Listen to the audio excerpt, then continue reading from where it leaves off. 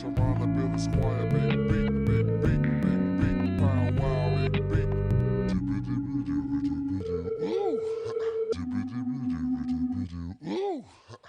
got a little bit of a more unique episode this time around because we're joined by our wonderful friends Charlie and David, who are out currently having an amazing adventure traveling around the Americas. And instead of making them come on and tell us about an album, because I'm sure they've both got so many albums that they want to tell us about, but we'll get them on individually to do that in the future. We thought it'd be fun to kind of get them on, put together a little bit of a playlist for the road, a traveling playlist, and then kind of talk us through their traveling playlist. So yeah, that's Hello. Beautiful introduction. Thank you. It's really awkward, like trying to think what to say to an invisible audience when it's just you guys listening and waiting. I instantly felt nervous, like I was actually on the air then. Well, this is the thing. That's why I don't like doing it. Honestly, that's why I don't like doing the intros and stuff and I don't like drawing people's attention to the fact that it's like being recorded, because then they suddenly like stiffen up and like it gets a little bit more formal. And I like how the energy of the podcast generally. I hope that this is how it comes across when you listen. It's very it's wonderful. Mates talking, like just relaxed, free flowing. So, and then whenever I have to stop and be like, "Let me introduce my next guest," and no, it's good, and I love it. I love listening to it, especially out here, because it's just like we're in a room and you guys are chatting and we're just listening. Yeah, like it's really nice. It's really nice and warm and fuzzy. No, for sure. I've had people say it feels like we're on the phone and they want to like interject. And then they get annoyed that they can't actually talk to us and tell us that our takes are terrible. We listened to a certain episode and we were in a cabin and I was just shouting. Dave was like, "Dude, calm down. They can't hear you." And I was like, "No." Which episode? I think I know which episode it probably. You know which episode. I'm not going to draw attention to it because I just sound petty and I need to grow up. I don't want to shout out what episode it was. No. I've grown up. I'm much more mature now, so it's okay. It's okay. I've let it go. I've forgiven you both, so it's okay. Have you found yourself? Is it like a journey of self-discovery? A journey of forgiveness. Yes. I've only gone and found myself about 4 or 5 times on this trip. It's just amazing. You do have being in all seriousness, you do have a lot of revelations, and I even this morning, when I was having a ciggy looking out at the sea before we drove off, I was like, I've really learned a lot on this trip. Not to be too cheesy, but I was I think I've learned a lot, and I think the thing I've learned the most is that it sounds like 75% of the British population called Creme, which is fucking ridiculous. It's more like 99%. Yeah, David. Really, it's the British population and then you.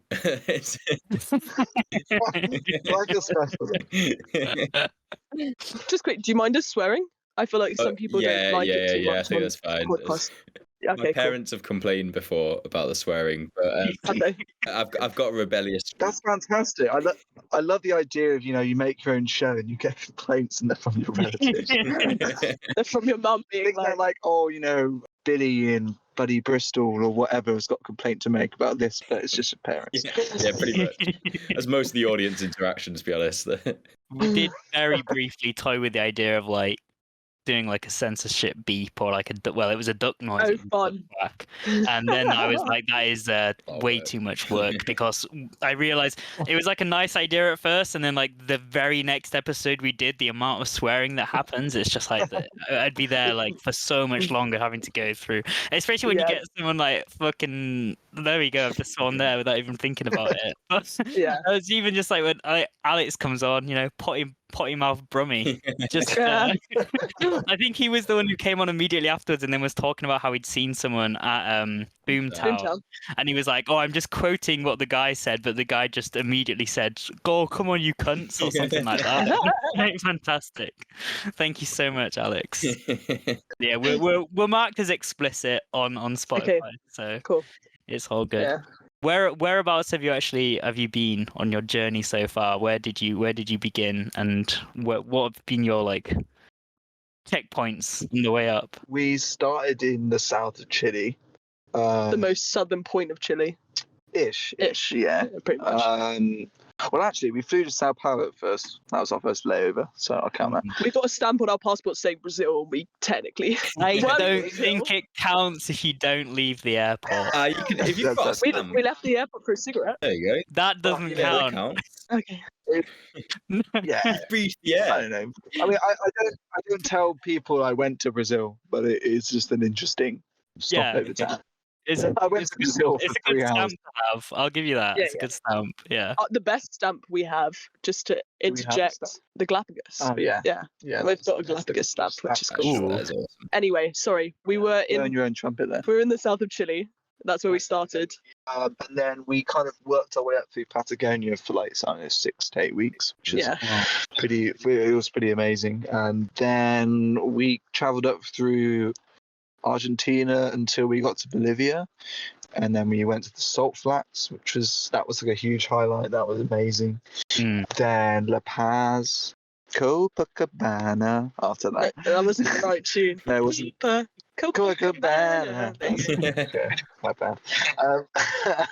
And then, well, we flew to Ecuador because Peru kind of shut down, Yeah, of course. which was a bit of a disappointment. So we had Machu Picchu booked and ready to go. So I think like the only thing we could replace in terms of awesomeness was Galapagos. So we then went to Galapagos. And then we went to Colombia. Colombia was great. Then we went to Texas. Whereabouts in Colombia, just out of interest? We did 3 different places. We did. Well, it was actually quite good because we did ocean, jungle, and city.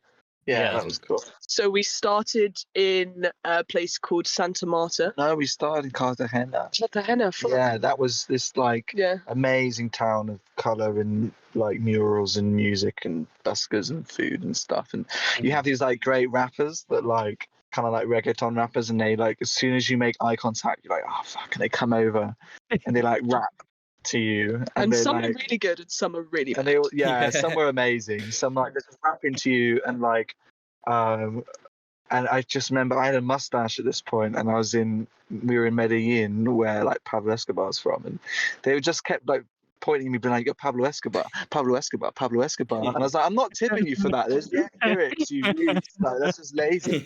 And then they're like, "Where are you from?" And you're like, England. They're like, David Beckham, Pablo Escobar. I'm like, this is not good rap. You guys need to like work on your lyrics. So some people are really good.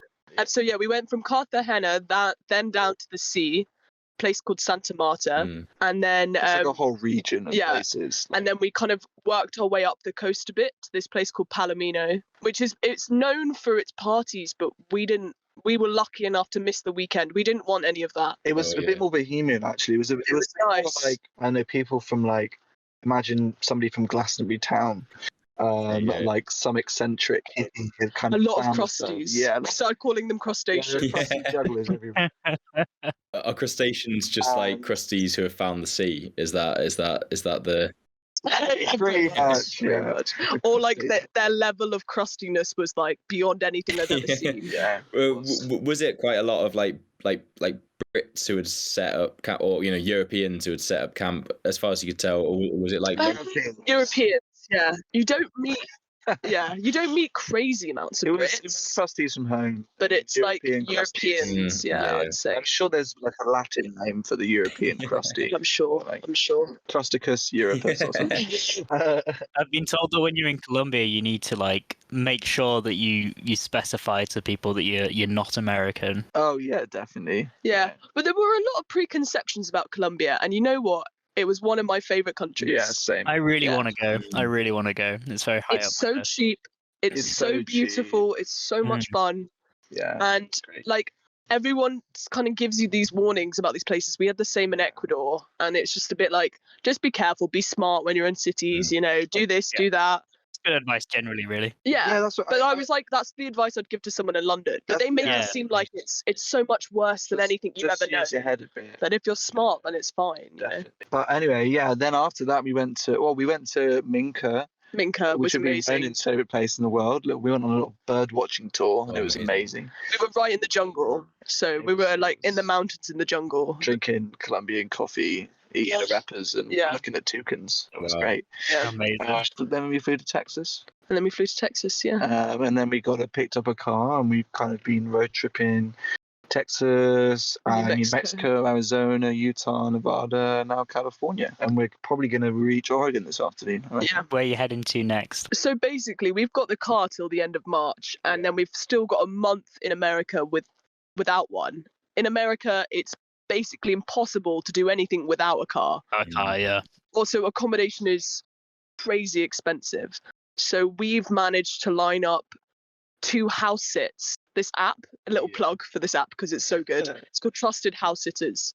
It's like Airbnb.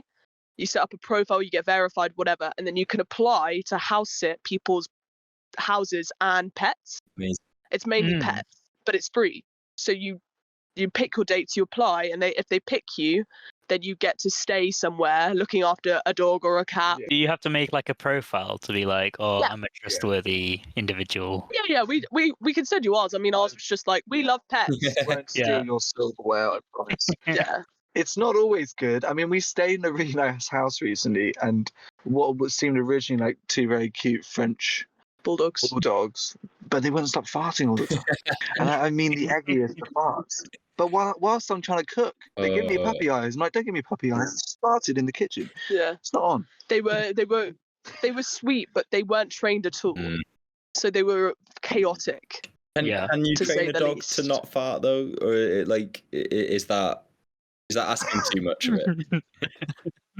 I mean, I think maybe you could over time, but not. I don't think you could lay any groundwork within 3 days. But we wouldn't even feel the benefits of that because by the time we'd spent 3 days training them, we'd be leaving them. Yeah, it's not worth it. Their owners would be wondering why there's an absence of that smell they'd gotten so used to. So then we've done that, and now we have 2 house sits lined up. We've got 3 weeks in Portland, Oregon. Amazing. Yeah. And then we've got 2 weeks in Seattle. Wow. So you're just gonna live as Americans for 3 weeks. Essentially, yeah. Pretty much. And the houses look really beautiful as well, and they're on the outskirts of the city, but enough that we can get into the city without needing a car. Yeah. And one of them even said we could borrow her car. Yeah, that was pretty cool. Yeah, it's a cushy deal. Like, this app is amazing. Crash that car. And then we head up to Vancouver and Kelowna, where my aunt lives. We've got 3 weeks in Canada. We're going to camp in Vancouver Island for a week. And then we fly home to see you 2. Oh, if we can get you into the bears. Wow. Don't mention the bears. I don't want to talk about bears. Are you worried about the bears? Louis, I'm petrified. Bears, rattlesnakes. I'm petrified. We heard it's the largest colony of wolves on Vancouver Island. Wow. It's funny, I always used to Really play a going into game the with wild. Charlie. Like, whenever we're walking in the countryside, I would randomly shout snake, like really loudly, and obviously freak Charlie out. But I feel like I can't do that in rattlesnake country. We made a rule in Argentina when we were hiking in like these really like wildernessy areas. I was like, there's no way you can play this game. Because it will be the boy who cried wolf, like the one time you call it, you've actually been bitten, and Charlie's just like, fuck off. Yeah, exactly. I made the same rule with Galapagos and sharks. I was like, you know what? I just can't bring myself to shout shark when Charlie. Did you see? Have you actually seen any of these dangerous animals wiping out there? Yeah. We saw sharks. We saw a lot of sharks. Really cool. It was it was amazing. Snakes. We saw a tiny baby one. Oh, we saw sea snakes in the water when we were snorkeling. Which, fun fact, some of the most dangerous creatures you'll find. Yeah, I was gonna say, aren't they like the most venomous species of snake, or like up there? Yeah. I mean, the first time I saw one, I was snorkeling by myself, and I did a very panicked like paddle away. Like when you're like swimming in like, I don't know, murky water or a river, or something touches your ankle in the sea, and you're like, it was a bit like that. But then the second time, I was a lot more chill, and I'd spent some time just looking at this. Just watched it, and it was strange. It was really beautiful. Cool. Yeah. I think the main thing is they're really deadly, but unless you really provoke them, they're not going to do anything. I wanted to give it a tickle, but that might be a step too far. On Galapagos, iguanas and that, like lots of iguanas. Marine iguanas. Yeah, they're great. The only species of marine iguanas in the world. They were really cool. They're everywhere, and you had like seals sleeping on benches, Yeah. sea lions on benches, and the iguanas do this thing where like it's like they do this thing like the Greek chin thing where they like constantly lift up their chin like they're insulting you. The iguanas. It was great. It was fantastic. What was the smell like? Like the other iguanas, I didn't get close enough to smell The iguanas and the seals and I imagine The it's seals quite smell a, bad. Oh yeah, Yeah. it was a bit stanky. It's one of those things where you watch something like Planet Earth or whatever, like a David Attenborough documentary, and like what absolutely beautiful, amazing scenes, and then you just think about like what the stench of like a colony of like pooping seals or lizards or whatever. Like, you're like, oh, it probably reeks. Maybe he should be more honest about the sea lions when he's doing an atom You history. see the iguanas smell. They're quite independent. Like you don't really see many colonies of them. Well, If I go to a beach and see like 20 or 30, but they're not. that's They good, don't seem like they're chums. You know, they just seem like they're chilling. I tell you what, the sea lions are hilarious because they were everywhere, and like some of them, like the people playing volleyball on the beach, there's just a seal, just like his head is watching, like moving with the ball like a tennis match. It's just so cute. And then you've got like people napping on the beach, and a sea lion just charges them. I think it's just out of fun, and like they run away, freaked out, obviously, because it's like a giant sea lion, and then the sea lion just like lie on their tail or something. I think that's something I learned is that like sea lions are not something you fuck with, because the minute you're on a beach with like 10 of them and one of them charges, and it's normally a big boy that charges, you know, you're running for your life. Real macho. Like, you do not want to be near them, but then they are fine. But it's just because you're like, that's a big body of weight, you know, coming at you. Yeah. It's the same way you always like, you don't really think about a cow until you're in the same field as it, and you're like, I'm it's terrified big, of cows. isn't it? Like, They're dangerous. You can't trust them. You're terrible. they do kill more people than sharks. Yeah, I mean, it's not, sorry, just to be clear, it's not something that keeps me up at night, but but like walking, growing up and stuff like that, I've been chased by cows before. They're like, I get you. They're vicious. Well, I'm very scared of going into cow fields because of bulls. Yeah. Like that scares me. I was chased by cows, not Yeah, bulls, though. So like you can't, Really? you can't trust any of them. Evil shit. Untrustworthy. I just had this image riding getting chased by like a calf down the field. Sort of like knee high. Just gonna trip me up.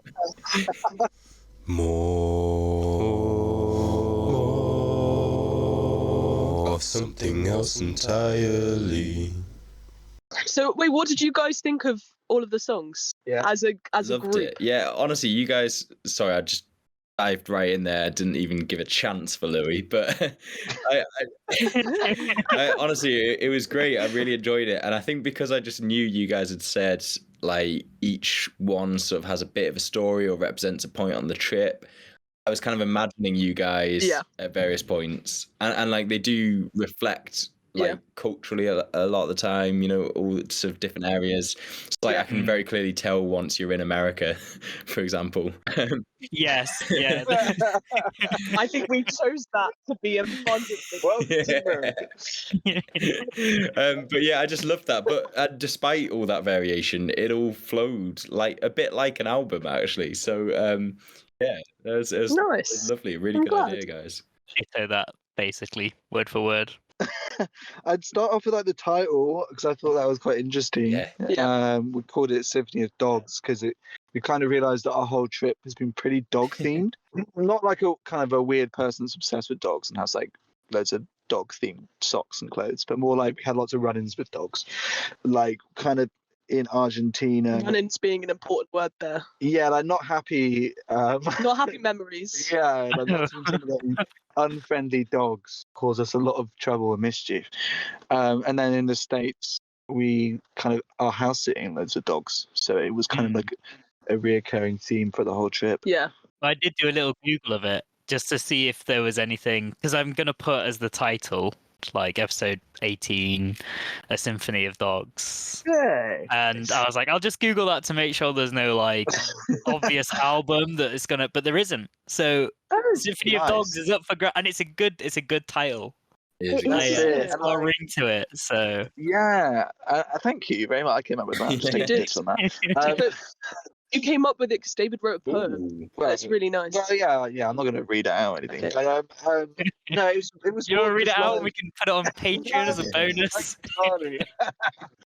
It was a cold night. No, like also I kind of compared ourselves to dogs because we've been pretty like scruffy on this trip. But like I think combining all the memories of our scruffy dog-like appearance, it's created something really amazing. So I thought like a symphony would be a nice word for it.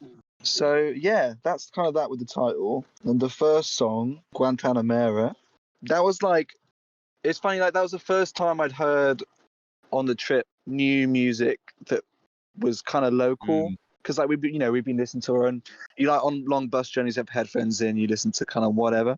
But it's like the first recommendation we got from anybody, and we were in Calafate in Argentina, this kind of town with the sole purpose of going to visit like one of the biggest glaciers there is, which was really amazing. But they have this thing in Argentina called Blue Dollar, where like you have to pay everything in cash, because if you send money to like a Western Union, you get like a Blue Dollar rate and you get double the money back. Basically, we had zero cash on us, and we arrived on a Thursday in like an Airbnb, and we basically like got screwed over because all the tourists arrive on a Monday and take all the cash available in the bank. So we had to like crash out in this Airbnb with no money, doing nothing for 4 days. And it meant that we couldn't see the glacier or anything.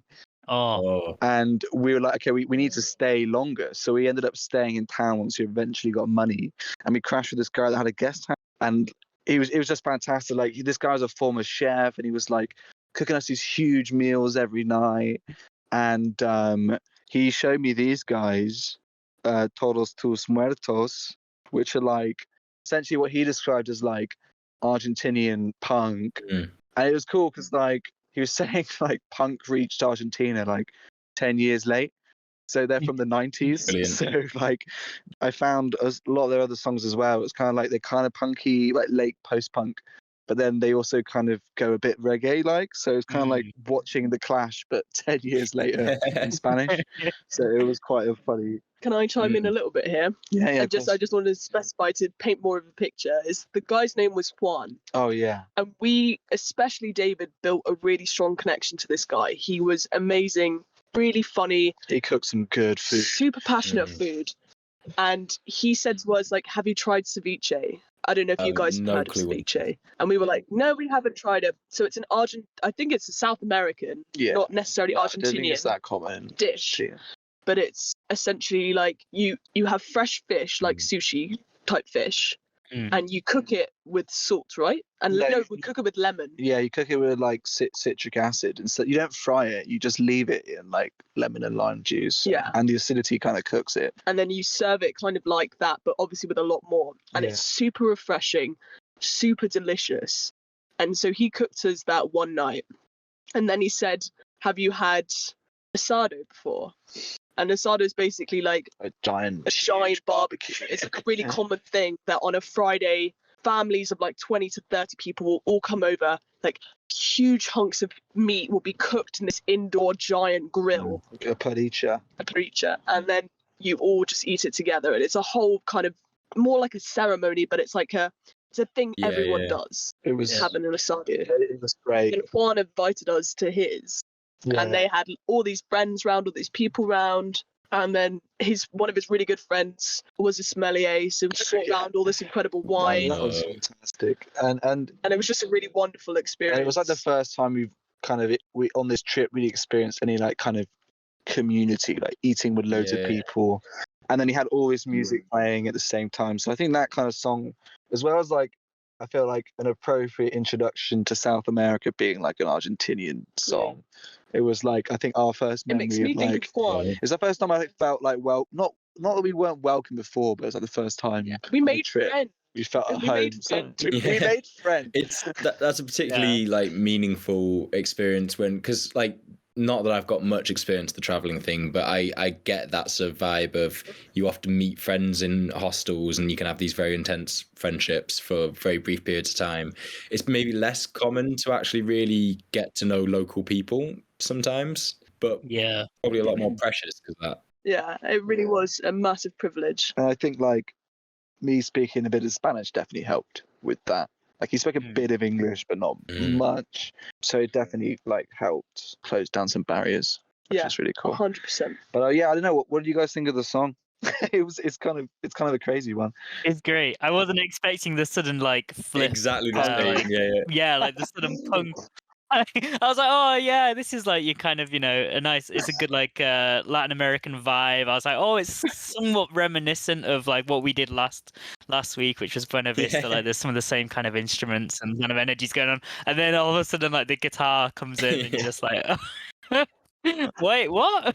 Which Awesome. actually like Class. sets up the playlist very well musically as well, in the way that it sort of darts around between Yes, yeah. genres and all that kind of stuff. Completely. The range is massive. Because it's one of those songs that has like a dash in between, so it's like two songs in one. But I think the first part, Guantanamera, is actually a cover. It's like I think it's quite a Like I a think it's quite an traditional old, Argentinian, right? Yeah. yeah, and then That they makes kind sense. of sprinkled some Argentinian post-punk all over it, which was that was a fun experience. And then we moved on. We moved to a place. We Where we go made next? some friends, essentially. We made friend. We made friends. We made more friends. And we decided to travel with them for a bit. And we went to this place. We met back up with them actually in this place. This place is amazing. If you're ever in Argentina, to anyone out there, there's a place called El Chatén, which is basically a little town hidden, nestled in the mountains. And you go there because it's got accommodation, but it means that you can leave town, walk out of town, and basically be on these trails up the mountains, like 5 minutes outside. So you don't need to go anywhere. You don't need to drive anywhere. You don't need to do anything. You leave town with your backpack on, start wandering up a road, and bam, you're on a trail all the way up a mountain. Which was great as well, because there were lots of places where you had to like pay to get out of town to get to a route to climb whatever, or one of the places you had to get a bus and then climb this mountain before the last bus leaves to get back into town, which is a pain. Yeah, this town was it was pretty special. There was so many routes. It was incredibly special. So we did one hike in the first full day we had there with our group. This was like our first bonding experience with our group, and me and David died, to say the least. We had no training. These guys were all either like proper hikers, either Israelis who had just come out of the military, so fit as hell, or girls that had been hiking for a long time because they'd been traveling longer than us. I mean, like one of them called David it was like Daniel Craig coming out. He had his shirt off the whole time. It's like Daniel Craig coming out of the beach with a 16 pack and like climbing up a mountain, long beard. And then you've got like the British version, which is me, like absolute smoker, unfit, like not ready for this. We weren't prepared, and we took what the boys called a shortcut, which basically was just climbing. I can't imagine what the elevation was for about 10 minutes. It was ridiculous. But by the end of it, my friend Ali, who we're really close with, but she was in front of me, and she said, I didn't tell you at the time, but I was genuinely worried you were going to pass out because of the way I was wheezing sounded like. It was a bit like an asthmatic donkey. It was fantastic. Yeah. Anyway, so we did this hike, and we got to the top, and it was wonderful. And then we all planned to climb Fitzroy, which for David was like everything. Like, it was my Everest. It was your Everest, but it's also something so significant and important that you really wanted to do. Yeah. We didn't think that you could even climb it, but you can. Oh. Yeah, not the peaks. Not but the peaks, but we got to the summit and saw the peaks as close as you can get to them without climbing the actual peaks. Sure. And it had sunrise as well, which is amazing. And it was amazing. Wow. But anyway, the day before, we were all in the group, we were all chilling out, and then our friend Stav is like, I'm going to go get a tattoo today. I found a tattoo parlor. I'm going to go get a tattoo. And you guys know me, and anyone else listening who knows me, any opportunity to get a tattoo, I'm on it. I'm on the train. I'm there. So me and another girl, also called Poppy, we were all like, yeah, let's do it. Let's go get tattoos. And I got a tattoo on my arm of a bird that I really wanted. I wanted done for a while. And the tattoo guy is this super cool, like, classic archetypal tattoo artist looking, like long hair, heavy metal paraphernalia everywhere, and I'm getting this tattoo done for no money because Argentina's just so cheap.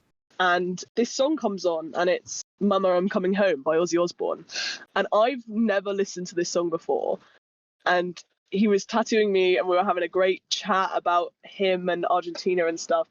And I'm like, what's this song, man? And he's like, oh, it's Ozzy Osbourne. Like, this is amazing. How do you not know it? And eventually, that's kind of the story about this song, but it's just kind of notable experience. And I listen to this song a lot, and I imagine us coming home and listening to it. But I really love it as a song. I love Ozzy Osbourne. I think he's hilarious. He's so funny. He's so funny. Yeah, I'd never heard it before either. I don't think actually. But it's like there's some sort of phenomenon with like metalheads loving quite emotive music in there, because like. Yeah.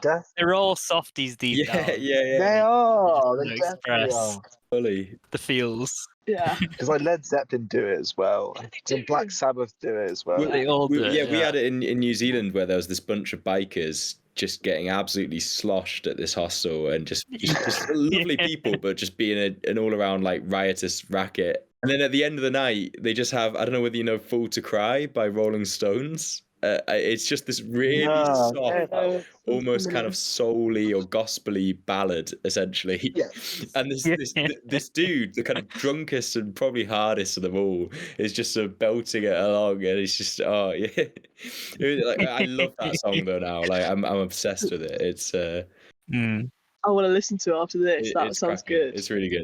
That's kind of the feeling I felt with this guy. Is like a lot of it was screamo, like proper screamo, and this came on and I was like, oh, this is awesome. Like, what's this song? I think even the screamo stuff is like, it's deceptively emotive. Like I remember when we covered the Slipknot album, and at first you're there like, oh, it's like very aggressive, it's very like heavy riffs and like really impressive guitar work and drumming, and then you like dig past it and you're like, oh, it's like all really extreme and intense emotions, and it's a very like sad and angry album, and you're like, oh yeah, I guess like a lot of metal and a lot of like heavier rock and stuff is this combination between the angry stuff, which is like the intense stuff, and then it gets broken up by these really sad ballads. It's like, oh, everyone's just having they're just letting it out, you know. They're going through something. They're going through some stuff. They're dealing with their shit. I made the terrible decision of also getting a tattoo the day before we climbed a mountain. So when you see my tattoo, you'll realise it's not there anymore. It's almost completely faded because sweat and dirt and rubbing against my sleeve meant that my tattoo. It's kind of cool though. I kind of like it. Yeah, it's like already storied. Yeah. So I kind of like it, and I tell people like when we went and got tattoos in America as well, and they were like, oh, what's your other most recent one? And I showed them and they were like, oh god, that looks shocking. And I was like, yeah, but it's because I climbed a mountain, so I'm kind of okay with it. It's got a tail behind it. Exactly. And then carrying on from that, we've got another one in Argentina because we had it's both countries. It's both countries. It's both countries. When we were with this group, we kind of split off separate ways after El Chaten, but we stayed with the two girls, Ali and Poppy, and we carried on traveling. But our friend Stav, one of the Israeli guys, he was motorbiking all the way from southern Chile all the way to Colombia, which is really cool. And he basically was on the Chilean side, and we were on the Argentinian side. Because, you have Patagonia and it splits the two countries, and then, like, it's kind of difficult to get around these places because, like, there's just several buses. The mountains, like, separate two countries, and you got all these roads in Argentina and, like, a couple that cross the mountains, but then nothing really much from that southern Chilean side. And then Pinochet, like, built one big road that stretches all the way up through with only, like, one or two crossover points.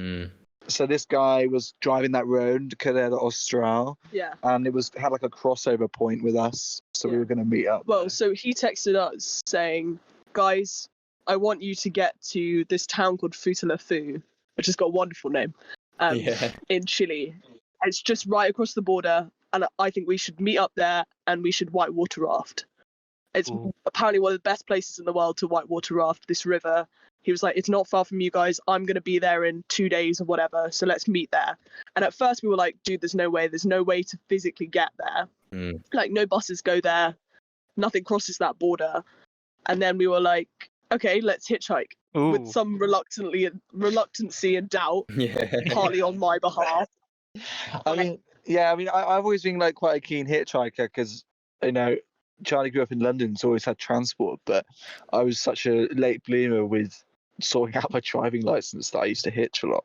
In Argentina, it's supposedly it's common easy. practice. Yeah, very easy to hitchhike. And we've Very done a safe. little bit of hitchhiking already at this Yeah. point. So I was very keen to hitchhike. And I think Poppy was keen, but maybe you and Ali were not that keen. We were keen for it, but we just didn't quite believe that we were going to make Apprehensive. it all the way. So in context, we were probably like Quite a lot of miles. quite a lot of miles we had to get. I might look. We had to get kind of south and then across the border to Chile and into this town. And we left at probably like 9 a.m. We had a hitch from 3 towns in Argentina to get to the border, and then from the border, which is middle of nowhere, hitch to the next town to get to where we needed to be. And I think our first lift, we got to live with a maths teacher on the way to school, which was fantastic. and we got that to the next town, and then some guy picked us up. Some guy picked us up and dropped us in the middle of nowhere. And we mean nowhere. Absolutely. I mean, it was stunning.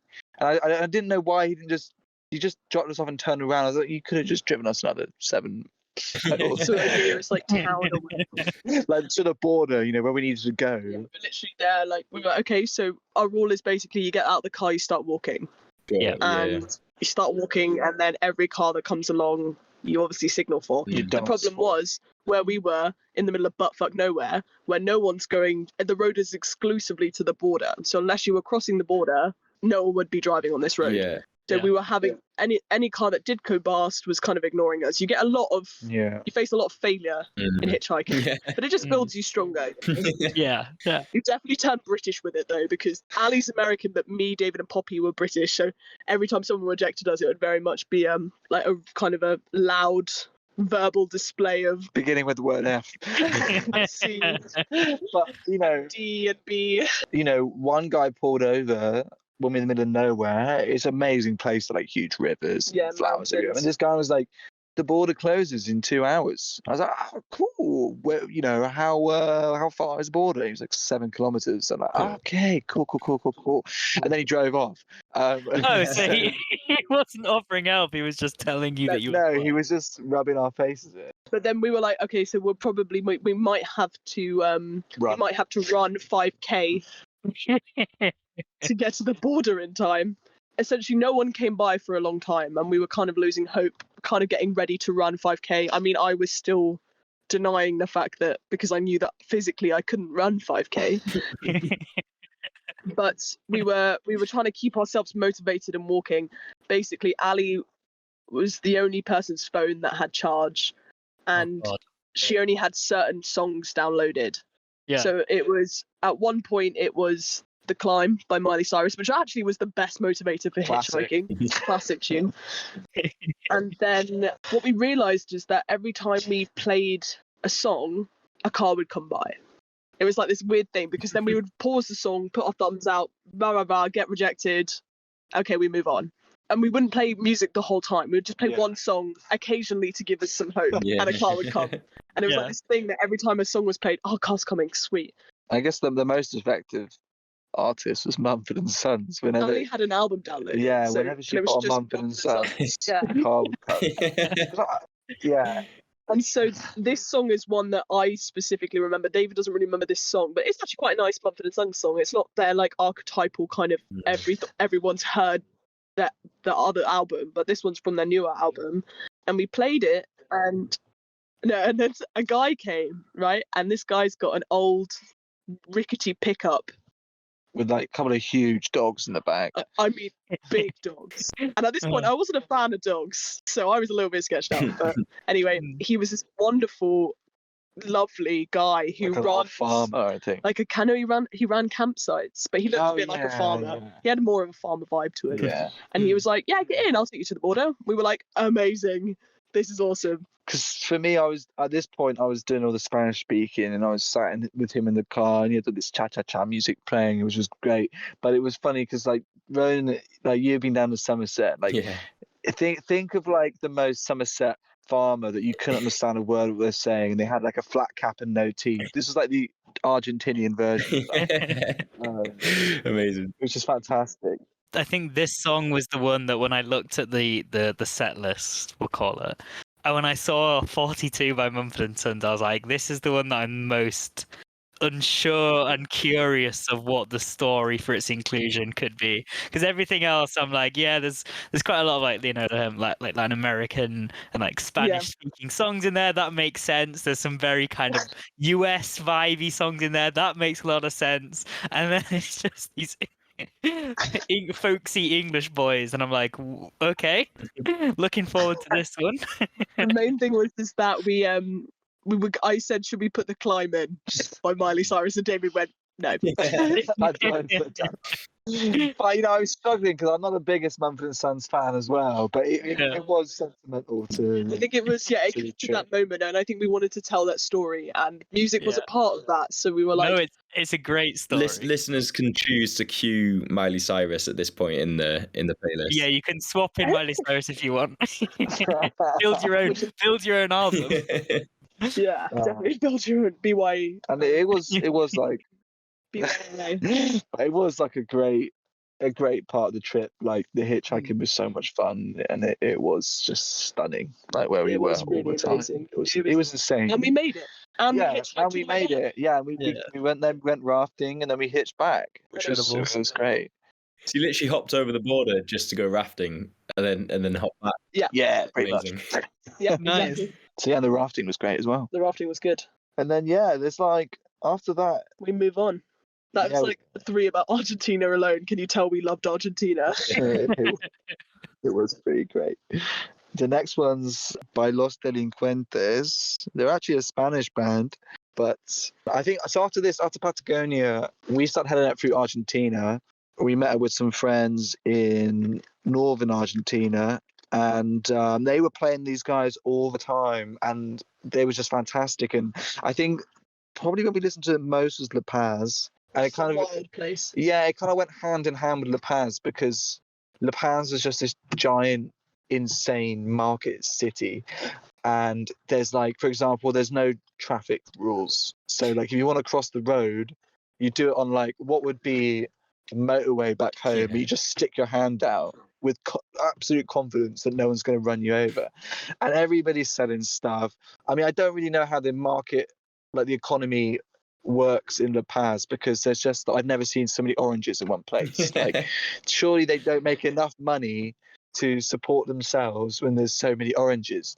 Like I don't understand. They must throw away more oranges than they sell more oranges. It's insane. Like the whole city is just markets. But it was just like wonderful, rambunctious, kind of crazy place, and this music kind of went hand in hand with that. So yeah, I don't know, what were your thoughts about the music? Loved it. This is when it gets back into the kind of like Spanishy kind of soundings. There's a few, I think a couple of songs here that I might be morphing in together. Is that like the next one kind of similar? Yeah. That I might be morphing together, but I just love all of those vibes. It's is it? I mean, I'm going to butcher this pronunciation, but are we talking about por chi me Enamoré de ti and nadie te. Yeah. Louis, always speak Spanish, please. What's the song called again? I always Let me forget. get it up. Not that I can understand from what you were saying. Oh yeah. Porque me enamoré de ti. Yeah. You sounded Italian. Oh no, that was the Los Corihuaras one. I think we've done this the other way around.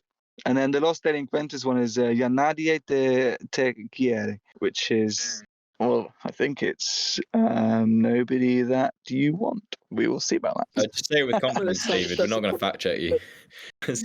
Well, the other one's because I love you. Because the other one's because I will love you. I know what that one means. So were these both ones that you were listening to in this like crazy market? Around this time, yeah. Bolivia as a country. Yeah, so like the other one, Las Corihuaras, that was the one we listened to on the Salt Flats just before La Paz. Right. And that was really cool. Like we had a local guide. He was an amazing guy. Like he's the leader of like 5 indigenous tribes, and also our driver for 4 days in the Salt Flats. Bloody hell. Busy man. busy man. He's driving around the salt flats and he's got tribe meetings to attend to. It's insane.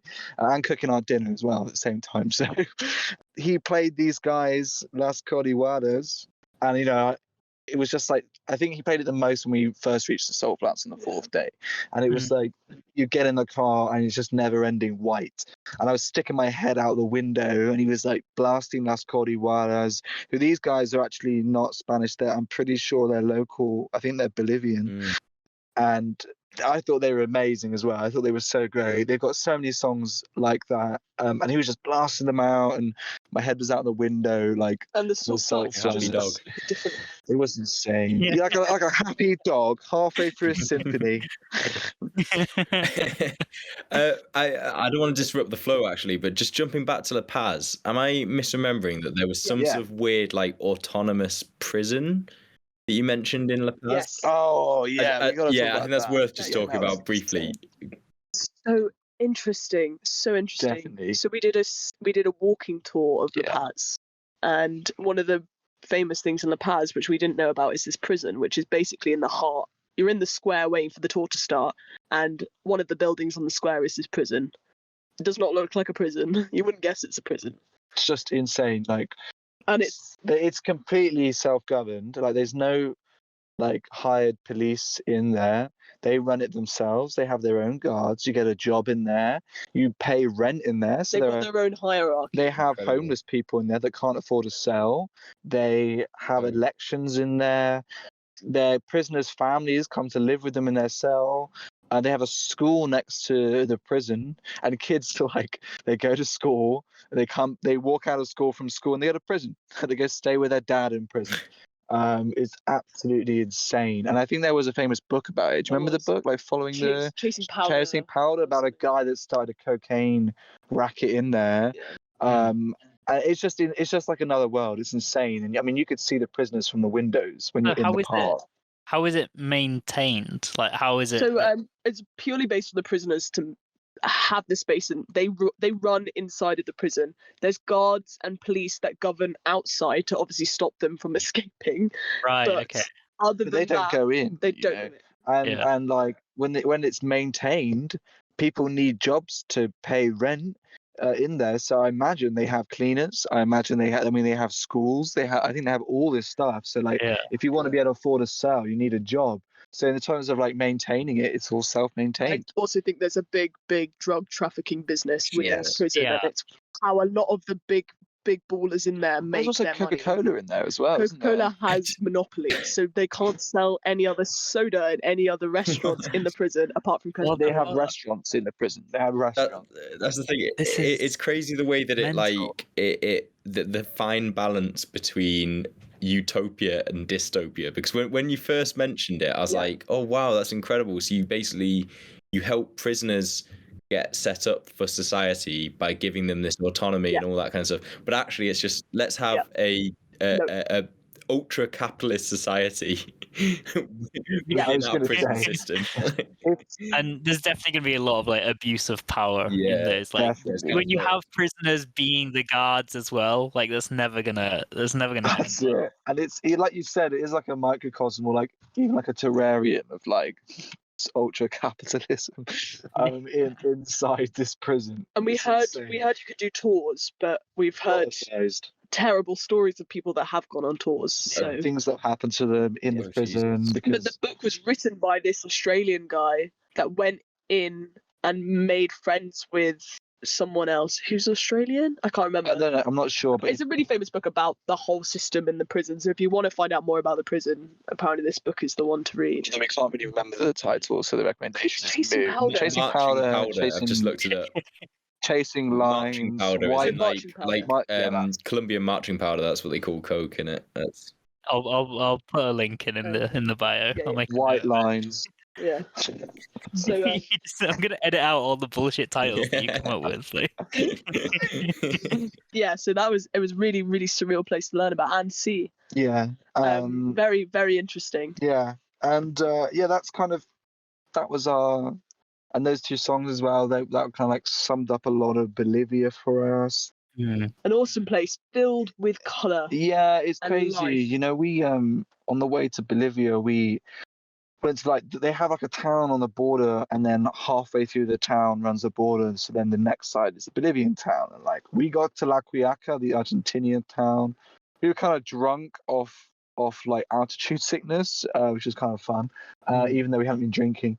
And anyway, this town's kind of like not dull, but it's kind of grey and boring. And then you literally cross the border, and it's just this explosion of like color and clothes and food and music.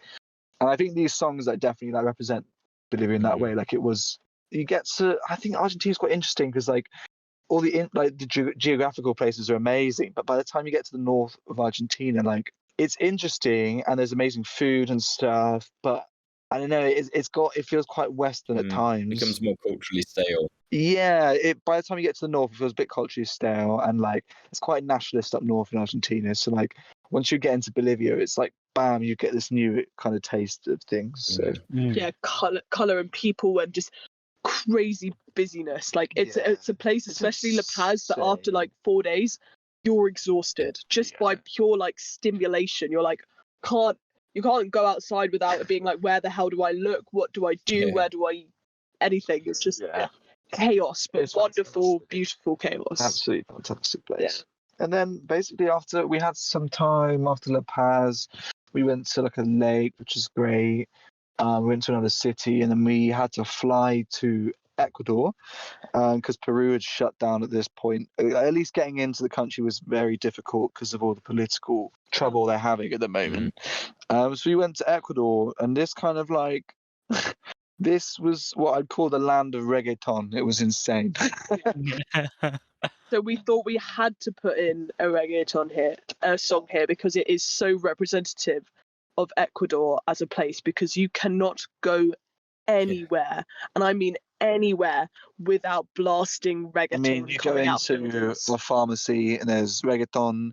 You go into a church, there's probably reggaeton. A kid's library, there's a reggaeton playing everywhere. Like it's insane. Everywhere, and it's like non-stop. Like you will hear morning, noon, and night reggaeton being played. Yeah, I mean, by the end it was like, please God, stop. You know, like I close my eyes and I hear the repetitive drumming beat of reggaeton playing over and over. Yeah, and also it was kind of on average about the same 5 reggaetons that were in the chart at that point, playing again and again and again.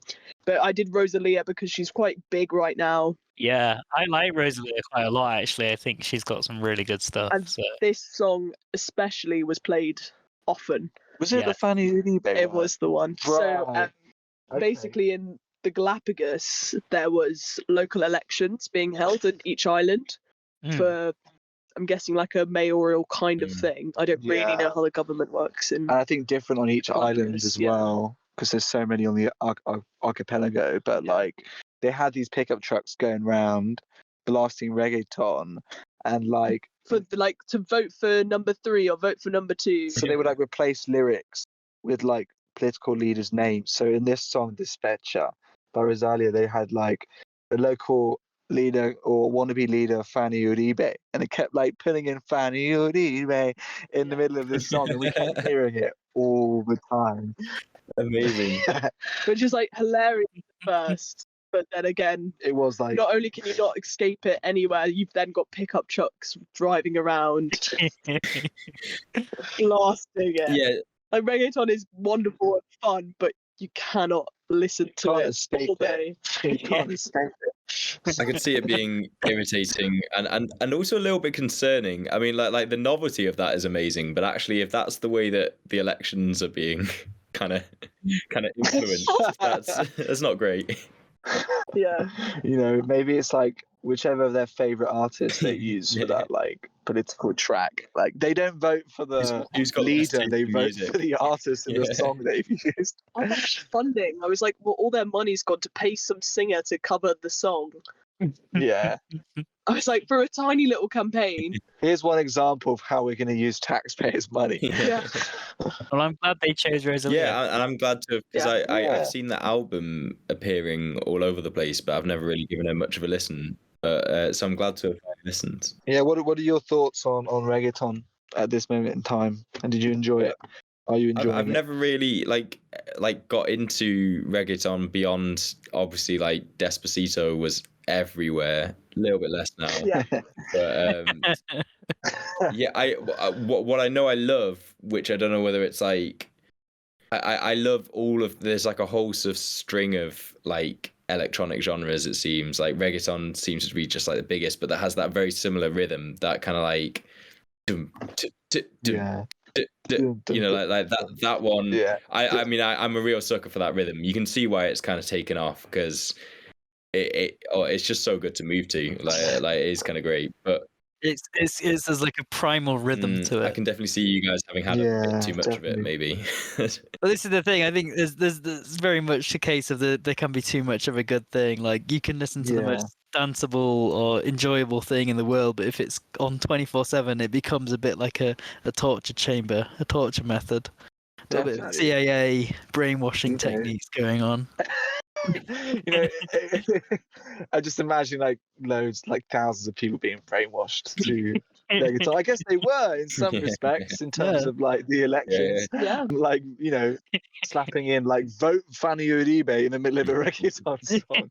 But you know, subliminal messaging. We went to this club for New Year's in Montagnita, this like little surf town, and which also apparently this club is like the 27th. Apparently it's the 27th best club in the world, and they had a British DJ How's that there. measured? Who measures I that? don't know. I really don't know. I think they were like, okay, if we go for a random number, then it's more believable. You play so we'll go for anything. 27th. You know, it's like low enough to not arouse suspicion. If you were in the top 10, they were like, I don't know. Yeah. But if you're like 27th, that's not a question. No one's gonna fact check it. Exactly. It was an incredible club. It was a great club, and they had all these reggaeton playing, and you know what? Like we were drinking New Year's, like it was great to dance to, and also you get to see like the Ecuadorian culture of it, because like Jesus, you have people like grinding on each other like 90-degree angles with this song playing. So it was kind of fun to see people doing that, like, because I'd say like, I don't know if it's reggaeton is more Colombian than Ecuadorian or whatever, but it's like their kind of music that they've identified. Like, you know, people in London with grime, it's kind of like their kind of thing. So it was cool to like the sound of the nation in a way. Yeah, so it was cool to see people like dancing, you know, to it. So yeah, that was fun. They're not sick of it. Just you guys got sick of it. We did. Like even when we were like making this playlist and we were looking for the right reggaeton song, we were both like, I can't listen to any. Yeah, because there were a couple of songs which were amazing. Like some of the reggaeton rap was insane. I was like, this is amazing, but I couldn't find it. And it was always just Rosalia and Bad Bunny that kept coming up, and like they were definitely my least favorite. I think Bad Bunny wasn't he the most streamed artist on Spotify? I just think his stuff sucks. No offense, Bad Bunny, if you're listening. But he is actually a big fan of this podcast, so should have warned you about that. He writes in regularly. I think we're out of Colombia. Yeah, that's a good point. When we got to Colombia, we were so like, part of the love for it, I guess, was also the music, because it was no longer reggaeton. We were free. It was this like amazing, beautiful sound, like not even a specific genre even, but just more like instrumental wonderfulness. I can't even summarize it. I thought there would be loads of reggaeton in Colombia, and I'm sure there are in certain places, but you know, we didn't find it as much. There was like all this kind of like, you know, Buena Vista Social Club kind of brass playing, and trumpets and guitar. And I guess it's where salsa is born. I think so. I don't know. Yes, that's where we didn't go, but where we were told to go. Near Guatemala, not Guatemala. Guatapé, maybe. I don't know. Anyway, so the music was really, really awesome. Like everything was like suddenly this revival in like us enjoying music being played at bars and stuff. With no auto-tune voices as well. Like more live music. And then one night we were sat in our hostel, which was, and this is in Minca in the jungle, the most insane hostel. Like I have no words for it. It was so crazy. It was like this huge complex with a massive piece of land with the river running through it at the bottom, in the middle of the jungle, huge pool, kind of like what you'd imagine off the tracks jungle resort place would look like, but it was a hostel. So under these like mosquito nets, bug nets, and you're just in the middle of the jungle. It's mad. It's really mad. And they had a little bar shack thing that was really awesome.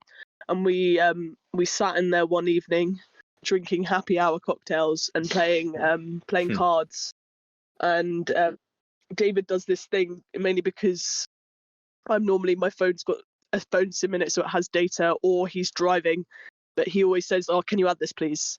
And I'm always like, "What? Like, what should I add it to?" Just Shazam it. Just Shazam it. So I've made a playlist for him that's called "Can you add this, please?" But I was having a little stalk of your playlists the other day. I'm very proud of mine. Do you like the chicken theme I've got going on? Terrible. I need to get looking at your playlist, clearly.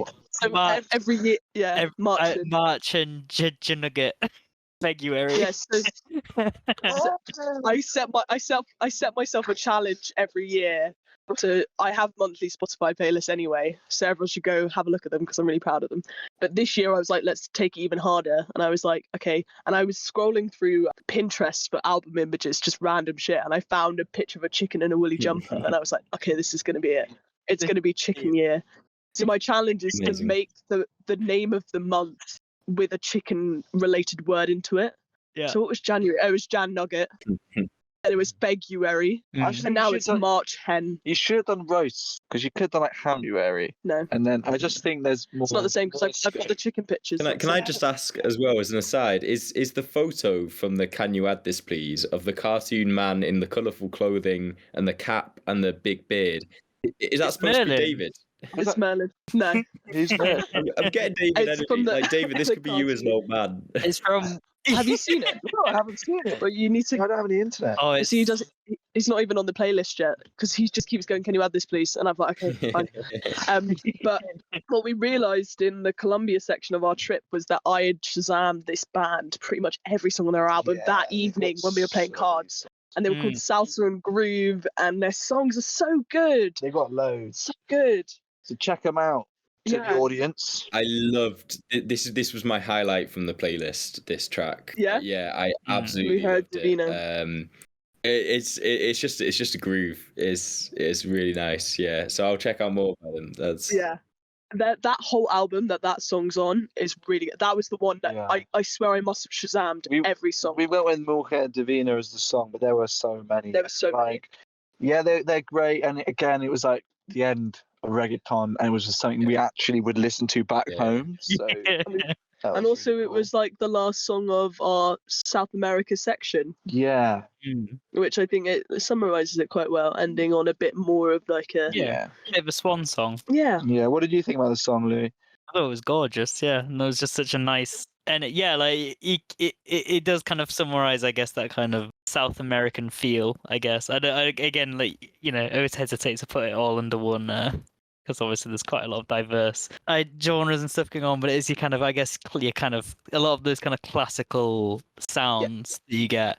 But yeah, it's just such a groove, and it's definitely something you could see yourself kind of like dancing to. And it's something that I could see just like hearing about this hostel in the jungle, playing cards and just like cooking dinner and stuff like to this kind of music. It's just such a vibe. Like, I'm definitely going to check out the album for this one, I think. It's sort of got like trip-hoppy vibe as well. Or at least I thought. Like, did the other songs sound a bit like that? Is there like an element of that? Like, is this the obligatory Ronan? Just shouting out trip hop, hip-hop connection. It is a good obsession. The songs are similar, but they're different enough that we didn't realise they were from the same band. That's it. We didn't realise every time we Shazam them, from Charlie Shazam them, that they were the same band. Album, and we were just Shazamming every song on the album. Yeah, it was kind of like lo-fi hip hop, but also mixed with like bit of jazz, bit of like more raw instruments and stuff. Yeah, oh, amazing. Yeah, it was cool. You could do it again. You could do like a cool dinner party to this one. Yeah, definitely. Get on vinyl, drop the needle, and then just look smugly as Sip some red wine, talk about the international situation. Yeah. I also think it's very fitting the transition from this into the next song. Yeah. I've been waiting for this. Oh, man. So when I said earlier, for the benefit of any listeners, have you had this before? I have heard this before, but really quickly, for the benefit of any listeners, I've never heard when I said you can tell when you've arrived in America, we're now at that song now. This one took me aback when I was listening. I was like, I bet Lily hasn't heard this, and I can't wait to see his reaction to it. So the song is by a guy called Wheeler Walker Jr. and it's called "Drop 'Em Out," and he's talking about Tigger Wait. Biggies. But yeah, anyone who's listening who hasn't listened to any of the songs on our playlist or whatever, please just do yourself a favor and listen to this song. "Drop 'Em Out" by Wheeler Walker. I think you need the full experience of going from salsa and groove into Wheeler Walker Jr. I think it elevates it. I think with this one, when it came on for me in the car, like I was listening to it in the car, and I kind of like had this like stages of discovery where like it came on, I was like, oh, this is like very twangy American country, right? We're definitely in the US now. And then I couldn't quite make out what he was saying because he had a very southern accent. And I glanced over at the thing and saw that the album was called Redneck Shit. And I was like, oh, is this is definitely like a parody, right? And then as the lyrics became more and more apparent, I just started laughing, and I was just like, I just pictured you guys listening to this just like on the road. Yeah. I think before David goes into the story, but like not to do with this song, but that summarizes our kind of time at this period. Wheeler Walker Jr. I had the same experience when I first heard this song of like, you kind of spend the whole time going, this can't be real. Yeah. This is amazing. This must be a joke. This is a song about Tigger Biggies. Yeah. It can't be real. And Wheeler Walker Jr. is basically like a comedic parody musician. Like the David Brent but redneck version. Yeah. Exactly. If you should listen to the album if you can handle it. There's one called is it Poop in a Jar? No, that's a different guy. This one, he's got one called Fuck You Bitch, which There's is really one good. called Fighting Fucking Farting. Yep, that's it. Sorry, Rona's parents for all of the swearing. But Fuck You Bitch is really good too. It's a really good, like, if you've just been broken up with. It's so funny. It's like, fuck you, bitch. You broke my heart. It's so good.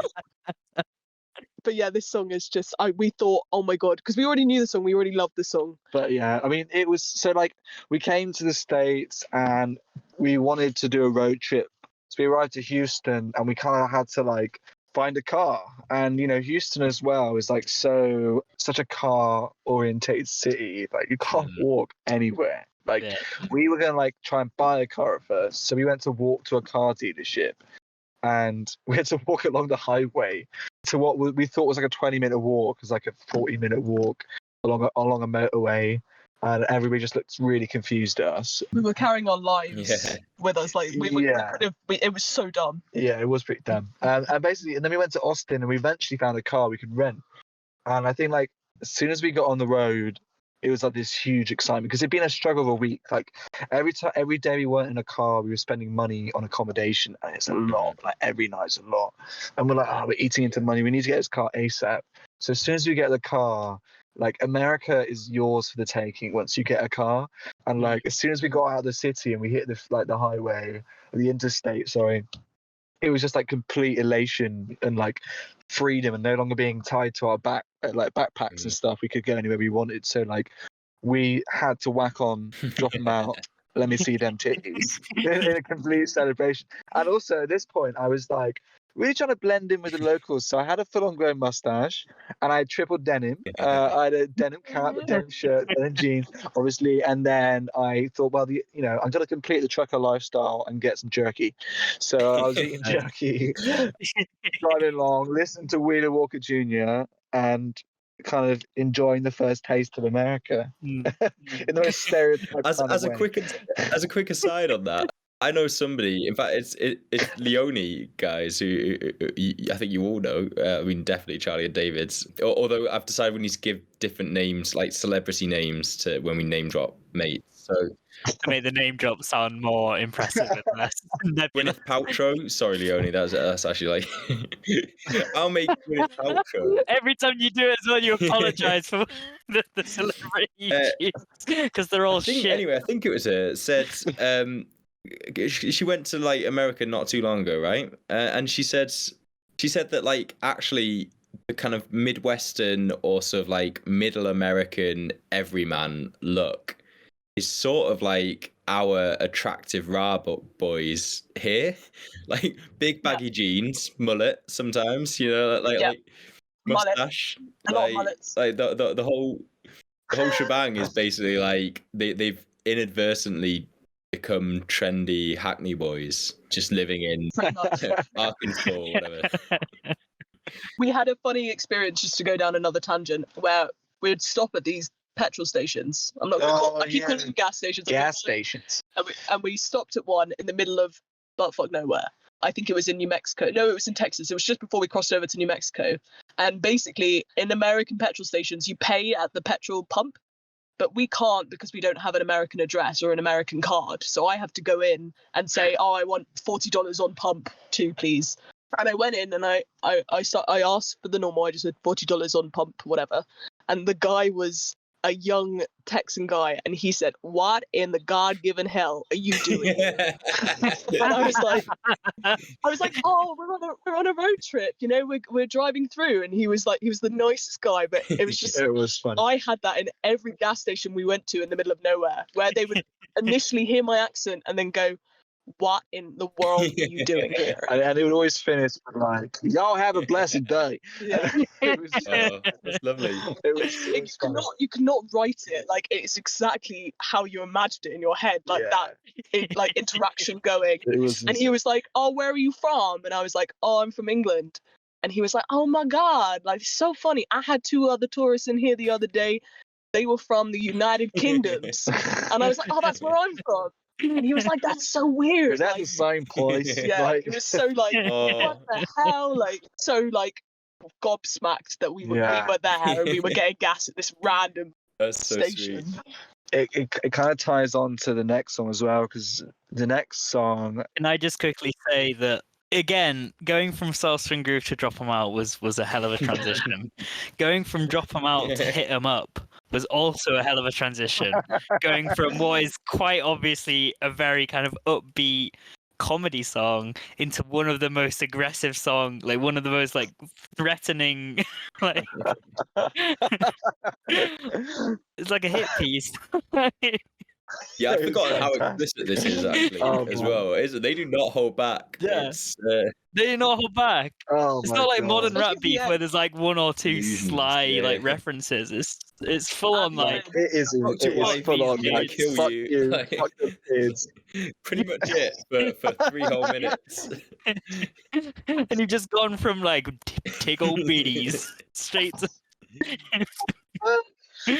Oh man, it is insane. And like, I didn't really know that much about East Side, West Side, but our next song for the people listening is "Hit 'Em Up" by Tupac. Yeah, this is kind of like, I knew about East Side, West Side, and like Diggy and Tupac and all of that, but like, I hadn't really listened to Hit 'Em Up before. So like, the more I listen to this song, it's just the more insane it is. But I guess where the song comes from is like, it was the second day in the States, and we realized it was the Super Bowl. So we're like, well, oh my God, we have to go watch the Super Bowl.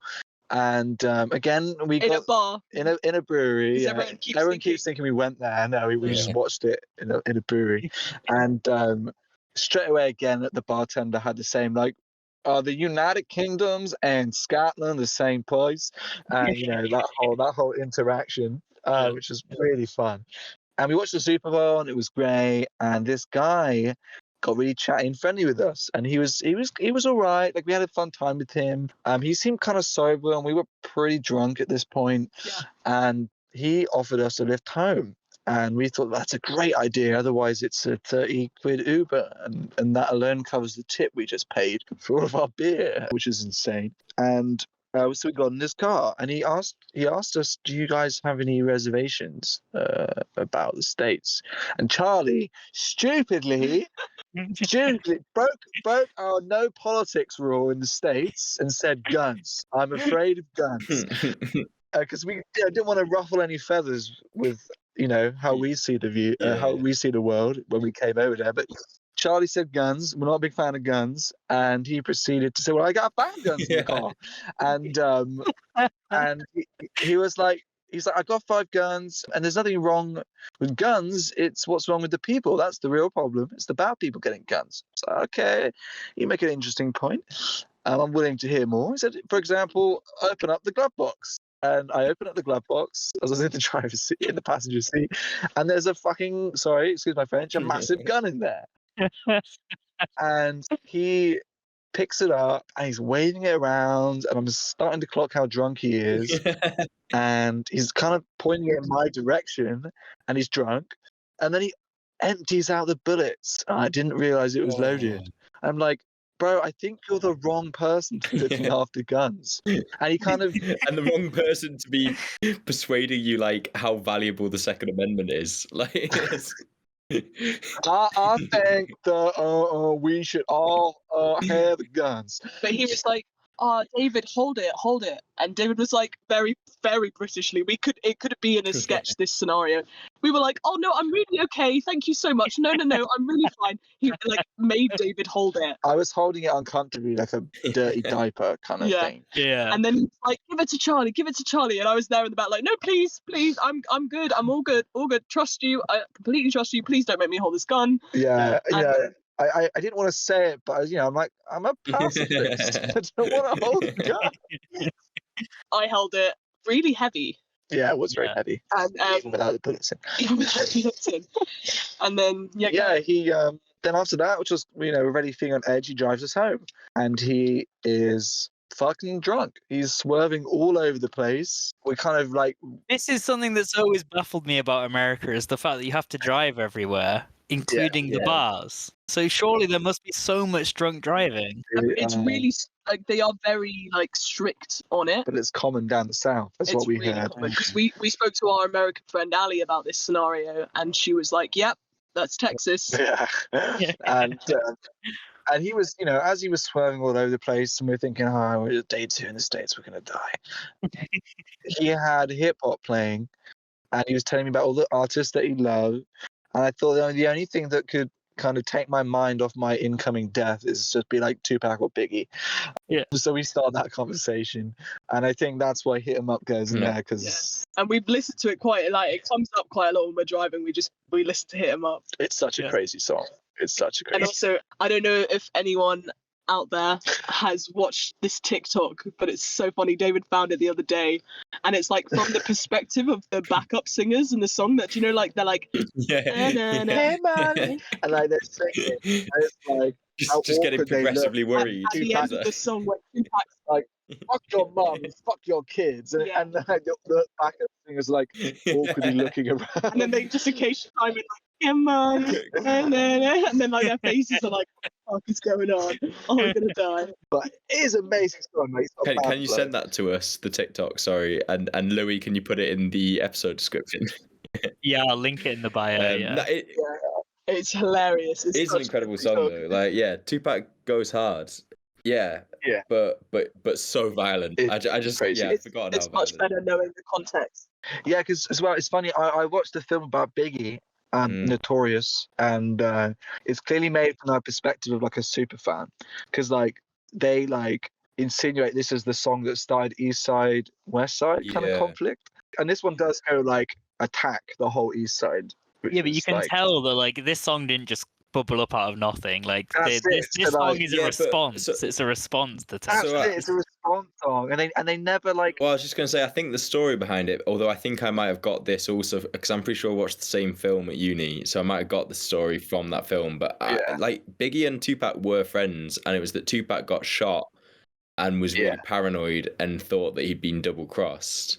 I mean, like, possible that he could have been, but I don't think there's much evidence for that as far as I know of. No, there isn't really. And I always thought the same. I thought like that song was a reaction to him getting shot. But then found out that after he got shot, Biggie released a song called Who Shot You? Of course. Yeah. And like, Like they never mentioned that in the film. Like, oh, Tupac stars. Like, well, you kind of released a song called "Who Shot Ya," and like the song finishes with, you know, Tupac got shot 5 times, and at the end of the song they have 5 gunshot sounds. So it's like, wow, you are kind of implying that like you shot or you were involved, even though you might have not. I'd forgotten about that. He did. He always claimed that was like completely unrelated, right? And he'd already recorded the song or something. I swear, there's some, but now I didn't know about. I didn't realize there's 5 shots at the end of the song thing. That feels a bit on the nose, doesn't it? Like, it is insane. Also, whilst we're on that, very quick shout out to the Megan Thee Stallion song, which I think is also called "Who Shot Ya," which is about like a boyfriend, like she shot her boyfriend in the foot or something, but because he was abusive, I can't remember exactly, but like the guy was a dickhead, and she basically just rips into his masculinity for 3 minutes straight, and it samples the "Who Shot Ya" beat. It's fucking hard. I absolutely love it's Megan so Thee good. Stallion. He's awesome. It was Megan who got shot. Oh, was it? Okay, yeah. Yeah, she was injured when Tory Lanez, I guess, shot at her feet. Okay, yeah, so that's it. Oh my God. Yeah. She fucking rips into shreds. This is another tangent that we don't really need to go down, but I do think it's worth saying that I feel like the female rap and hip hop scene is finally getting like a good amount of like appreciation, and like these artists coming out are amazing. Like, obviously there are like big female hip hop artists and like Lauryn Hill and stuff. Of course. But, like, there's definitely more. Well, it's having a moment. Quantity. It feels that way, and the range. Yeah, it just feels like that they're really stepping up, because we've had a few conversations out here and probably back home too, of being like, I think that. Oh, that's the one I want to do. Best one. We were saying, I see that everyone listening. I'm doing Little Sims next podcast. But like, it's like the biggest hip hop artist in the UK right now. Like, yeah, oh god, yeah. But it's also just like, I feel like when you talk about male hip hop and rap, especially in America, is like, in my mind, I would name mostly women artists. Yeah. And I love that it's not something that you don't even think about it. You're just there. Listen off. They're like Cardi B, Megan Thee Stallion, Lizzo, you know, all of them like really are up there. Yeah. Lizzo as well. Lizzo is right now outstanding. We adore Lizzo. To Lizzo, so I'll go on it. You'll know her songs. Okay, yeah. That's you can't have escaped Lizzo. Exactly. Sorry, incoming truck. Yeah, bear with us. Where are you specifically, by the way? Do you know, like, whereabouts on the side of the road are you guys? We're in the middle of a forest. In the middle of a forest. Like Northern California. In Northern California. It's amazing. It's like the best drives I've had in my life in the States. Like, it's really insane. And it's been pretty bad weather for the last day and a half, but it means that where we are, because we're so close to the ocean and also so deep in the forest, that the mist everywhere is surreal. It feels like you're in the clouds. So if you just had a massive semi-truck just like rattle past you. Yeah. It's like completely dead silent, and then something will come along and it will be the loudest thing in the world. I love how like, I was about to say we can't really hear it, but like I did just hear a horn then. Considering you're parked on the side of the road, it's surprisingly like not picking up that much background noise. That's good. I'm glad. We were really worried about it. So we're like worried, like, if it starts pouring it down with rain, that you're just gonna hear like rain in the car. No, that's ASMR anyway. That's peaceful sound. It's just the ambience. Speaking of how amazing things have been here and what we've seen, our next song, I think, is nice transition. Thank you. Smooth, thank you. very smooth. Yeah. This song is, so we went through Texas and we went through New Mexico, and luckily we decided to check the weather. We were coming to the Grand Canyon, so weather's quite important for the Grand Canyon in terms of seeing it. And luckily we checked it with enough time to find out that there was a huge snowstorm hitting the Midwest. Like unprecedented. And like we had to get to into Arizona to the Grand Canyon before the park got closed down completely. So we kind of like proceeded to drive like 2 days of like 8-hour stints to like get this like epic drive through like endless roads and stuff. Yeah, to get to the Grand Canyon. And then we'd been to some incredible national parks before this. That's amazing. But like obviously the Grand Canyon is an infamous one. You know, everyone. Is infamous the right word? I Just think so. famous. It's famous. Infamous is Yeah, like just famous. negative, in it. Like I don't know whether it's inherently. Yeah, negative infamous. or, That's true. Yeah, I know what you mean. Yeah. So yeah, like the most iconic, It's the bad boy. the Grand Canyon. So we obviously are quite aware that, like, for the Grand Canyon, when you go to see it, if anyone goes to see it, is like a lot of it is you drive through the park and then you get to loads of stopover points on the edge of the canyon where you can get out and see the canyon. But the drive is just as beautiful in the park, and obviously we saw it with already quite a big layer of snow on it, but luckily we got there on the last sunny day, so it was like sun but snow everywhere. It was basic. And so we were really fine-tuning our songs to make sure we were having like the optimum experience. wildly Yeah, we would like listen to like huge epic kind of songs, Yeah. and this song "Time," a cover. which is David's been most excited to talk about. Well, it's a cover of "Time" by Pink Floyd, but it's by Easy Star All Stars, and they cover the whole "Dark Side of the Moon." You should listen to the whole album. It's amazing. It's "Dub Side of the Moon," and they do "Time," and it was just like such an epic song coming up to the Grand Canyon, so that's why we put that one in And there. I just think like the whole album and this song it's awesome. Like if anyone could ever even try and cover this album, That's the way to do it. that's the way to do it. It is awesome. Yeah. Absolutely awesome. So I was wondering what you guys thought of the song. I think this is a highlight for me on the playlist. Is cracking. I think this is the again. I can see what you're saying of like having these. I know what you mean about like when you're in one of these kind of epic, like almost like cinematic life moments. You need to find the right kind of soundtrack to match it. And I can totally see this like fitting into any playlist or like mood that you need for stunning views. I mean, it even made my drive home from work feel a little bit more epic. Yeah, I agree. I think this song could really do that for anywhere you are. It's epic. It is epic. It's absolutely And it's such phenomenal. a funky version. It's such a good version. Oh, I even felt like sat at my desk, like I was picturing you guys on the road, like the most of all of these songs. I was really picturing it.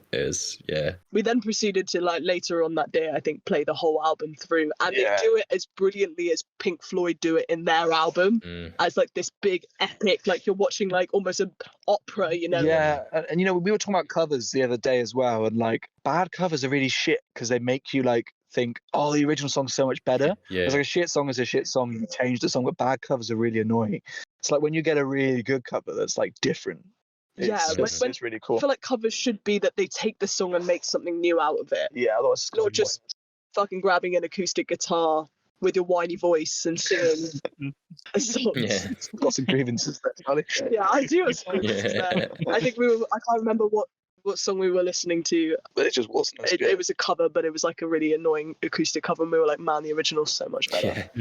Why, like, it's just they haven't even tried it. Yeah. But this is like an epic remake, but wonderful, and it stands on its own right as a song, as an album. And I remember last time I saw you, Ren, and you seemed like you were quite into dub kind of stuff. So I was hoping, still you'd like this one. well, you've played me this before, definitely. Like I remember. I thought I had. Yeah, I think so. I think sitting outside your house, I'm pretty sure we've listened to it before.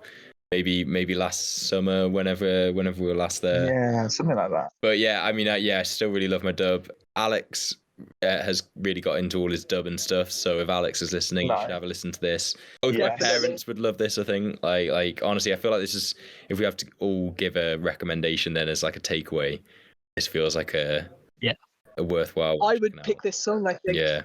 I absolutely would. I would as well. I think it's quite a universal this and one. drop them out, obviously. Oh, Yeah. If you just want to laugh, Yeah, don't forget the Tiggo beats. and make sure you're not on the offensive when you listen to it. Yeah. So make sure that your headphones haven't accidentally disconnected when you get on the bus. On the and then tube, playing You it don't up. want to be. You don't necessarily want to be playing it out loud. in a my public morning space. commute. That's Yeah. And then the next one, Spirit in the Sky.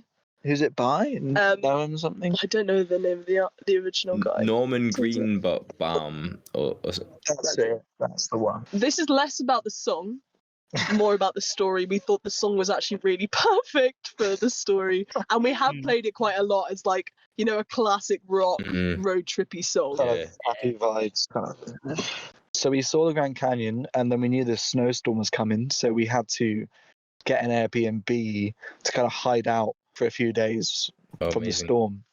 And we woke up with like 7-foot snow. It was insane. And we were stuck in this Airbnb with a Jehovah's Witness. And which in itself It's not that they're set up for a bad joke. in itself, there's nothing wrong with Jehovah's Witnesses. There's nothing wrong at all there. Put that on record. But she was pretty transphobic.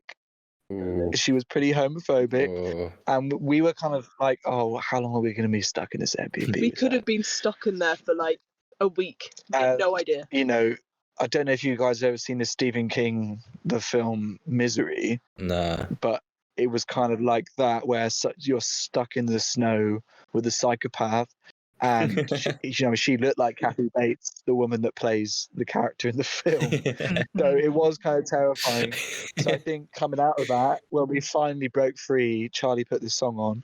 So it was quite ironic. It was your freedom track. Yeah. It was a very surreal experience, especially like when you're stuck in those scenarios, you don't really know what to do. Because like also, like we said, we have this policy of not bringing up anything controversial, especially with people we've just met, and we did not bring up a thing. Yeah, she brought it all up. Just talking about something completely normal, about where we're from or whatever, and then within a second she would then say something so outrageously offensive Jeez. that we were just in shock. We were like, oh wow, okay, you've just said that. And you can't retaliate because you're going to be stuck in the snow with who knows how many days.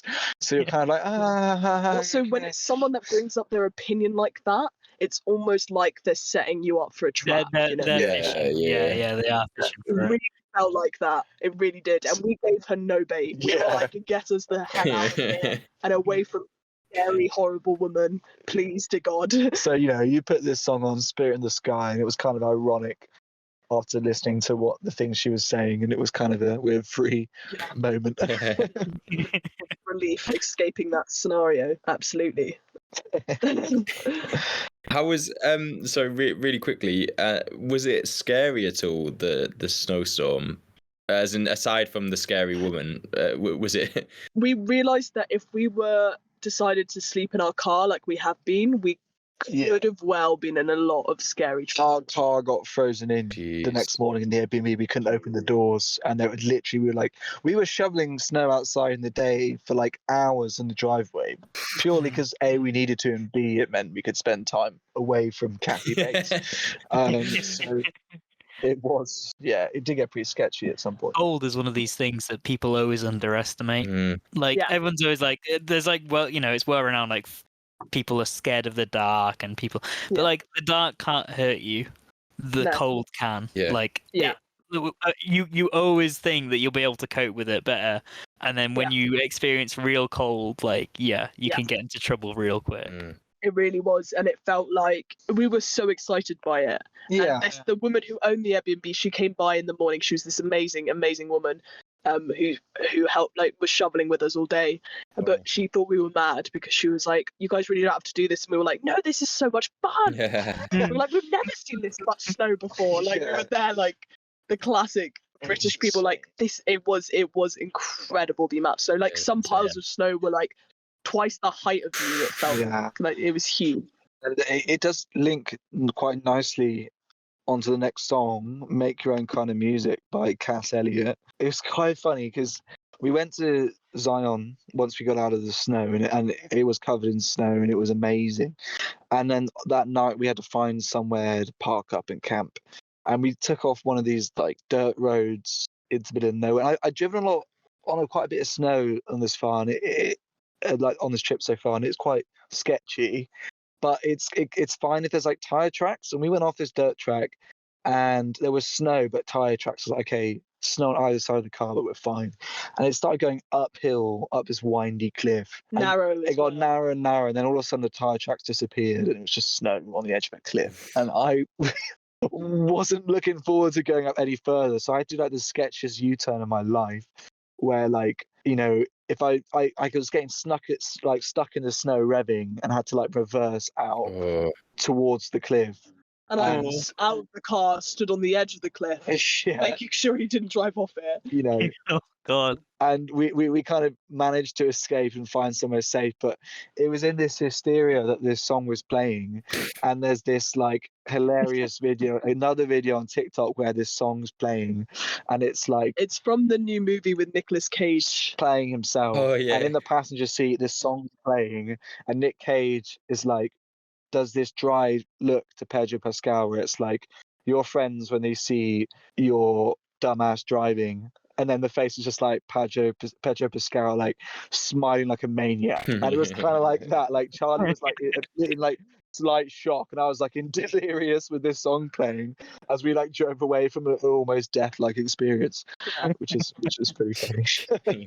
We'll send you that TikTok soon because I feel like it really Definitely summarizes has how, to. how, Yeah. The energy of the. I feel like we're finally appealing to the younger market. It's Yeah. Yeah, 2 hours into the episode, those people with low attention spans who love TikTok are really going to be. really going to be on it. But yeah, it really felt like when you see the TikTok, it really felt like how the scenario was. I probably wasn't as physically showing how scared I was. Yeah, Because, yeah. we both, and David is amazing. He stays very calm in those scenarios, and I like to think I stay reasonably calm. But when we both decided to not drive any higher, it was like this moment of relief for both of us. Okay, no more. Okay, we need to turn around. Okay, we need to get out of this. It was sketchy. Yeah. Did you guys like that song? Oh, it's a classic. I don't think.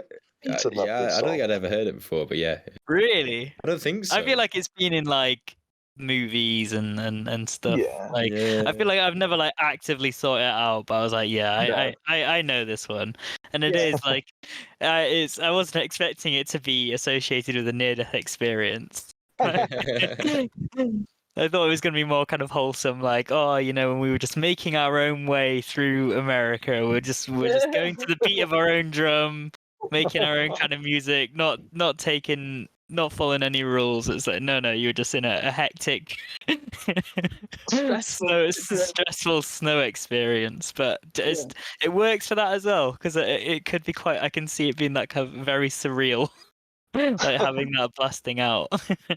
And the next one is, so we got through all of the snow. We were still kind of in it, but We were relieved to be out of it. yeah, our next stop was Nevada and Death Valley, which was Oh, it The was opposite epic. side. unreal.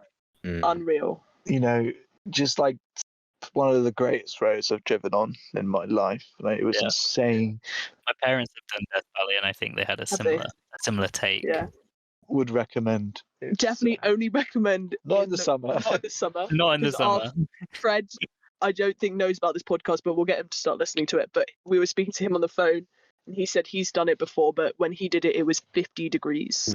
Yeah, you don't want that. Not Fahrenheit as well. Not Fahrenheit, which you'd think would make it better, but it's Celsius, 50 degrees Celsius. 50C. Yeah. Is this like where you get these really long straight roads as well? Or just one straight road, that's it. It's just Yeah. one straight road, and it's onto the horizon, so you have no idea when it will end. We've had a lot of those never-ending roads, and you can just see the whole world in front of you, and it is just insane. It's quite surreal, if it is. But yeah, we found this amazing campsite in the national park for free, and we parked up with loads of other campers, and it was like, I think it was one of my favorite campsites. Yeah, I say campsites, it's like a car park. but not. It doesn't look like a car park. It's It like just kind of looks gravel like a tiny plot of land with like picnic tables, and a toilet, maybe if you're lucky. Yeah. And we woke up in the morning and we were packing up. No, we had just had breakfast and we were packing up the car to go and driving down this one road. Like, it must have been like 7 a.m. There's this guy on a motorbike, a big boy motorbike. Yeah. You know. And he's blasting Black Betty. By Ram Jam.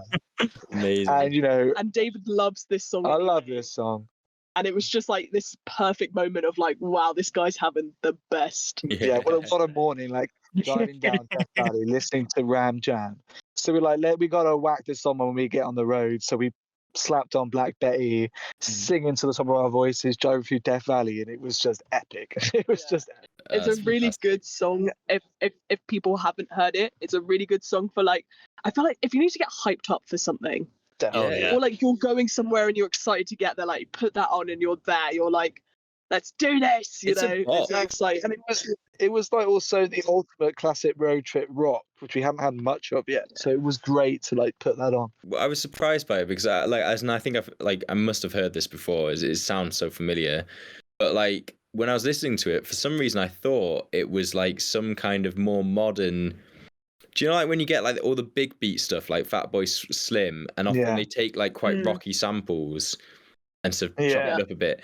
I actually thought it was something like that, so something sampling like a 70s hard rock thing. And I think it's just because it's actually got quite a dancey kind of groove. It does. So the drum beat. It sounds so much more modern in some ways than a 70s tune. It just goes to show listening to it with a different perspective where you don't know what you're expecting. Like can make you hear it in a really different way. It sounded like a 90s tune, almost like late 90s. I don't know why. Just I can see that. I can see me that. too. Yeah. After that, we had been Nevada, and we decided to reach California, and like we were heading towards my auntie and uncle in San Francisco to stay with them.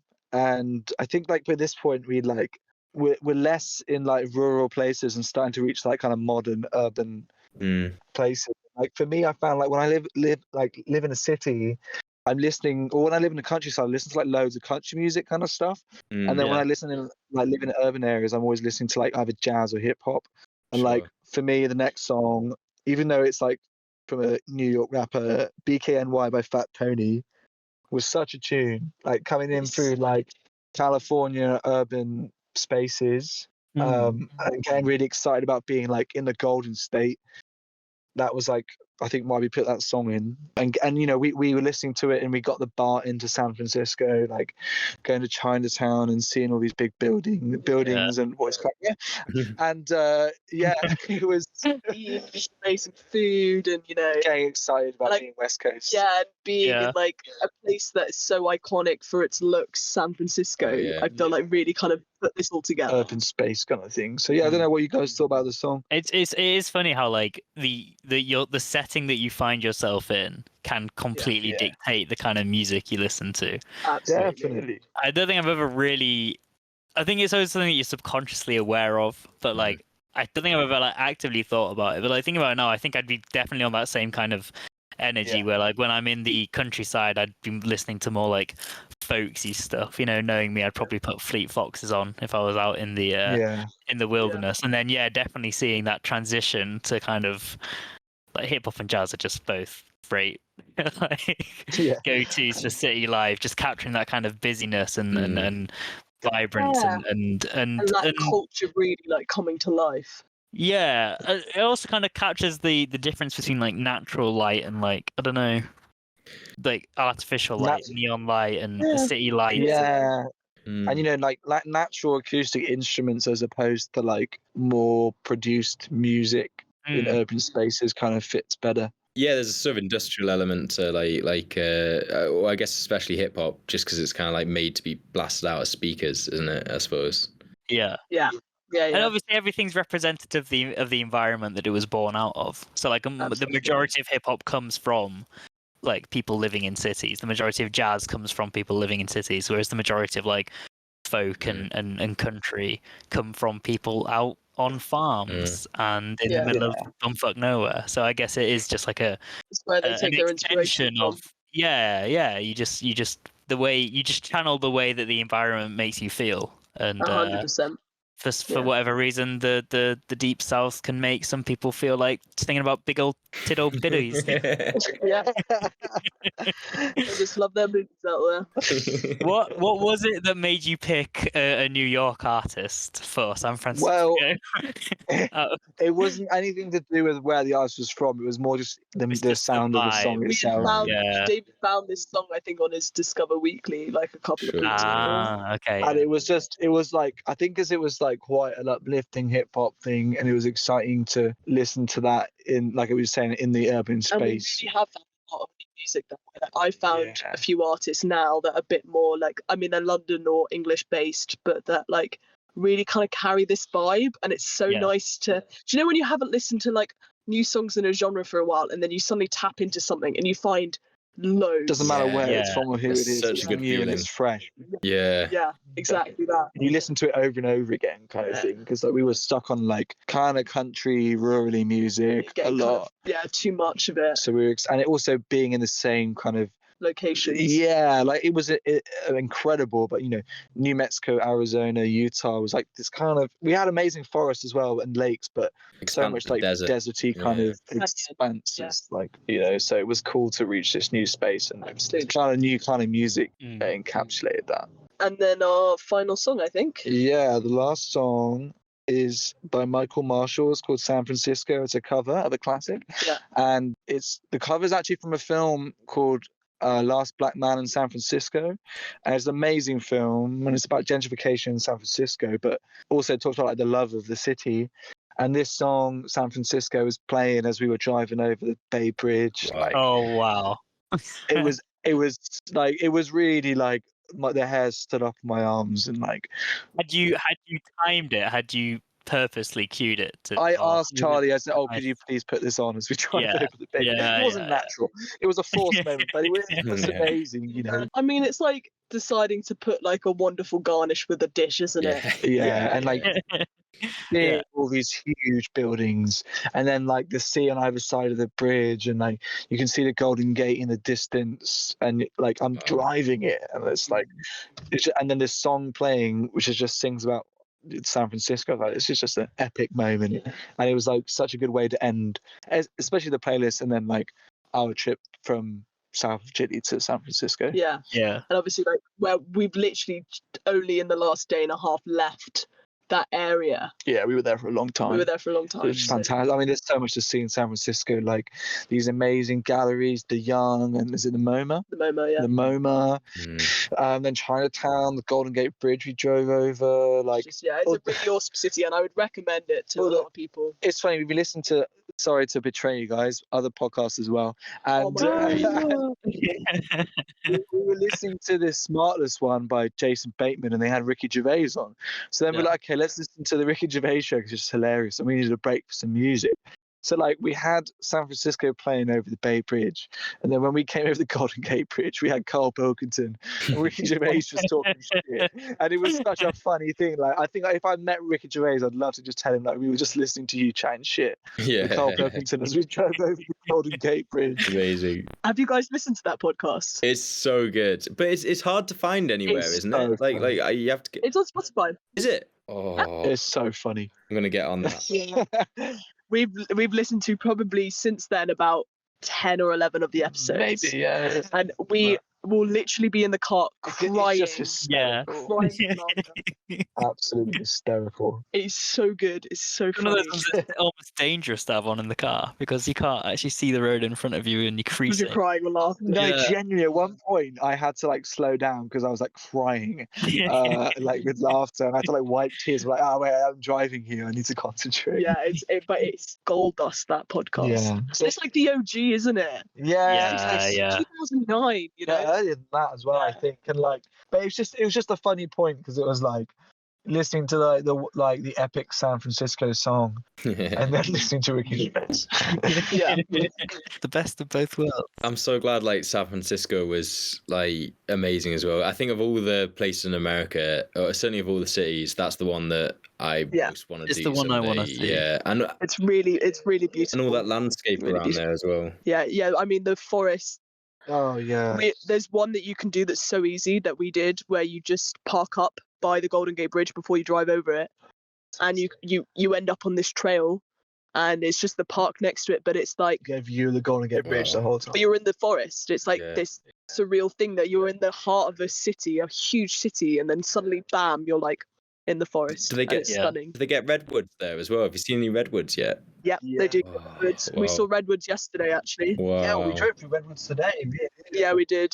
It's insane. They're everywhere around this part of the states. Like, they're huge. They really are massive. They're very majestic trees. Mm. But yeah, this song is part of a whole score for that film, Mm. and it's an amazing score. from Last Black Man, San Francisco. I think the guy's called like Emilio Mossieri or something. But I would check that out. And yeah, I don't know what you guys thought of the song, but I mean, I love the song.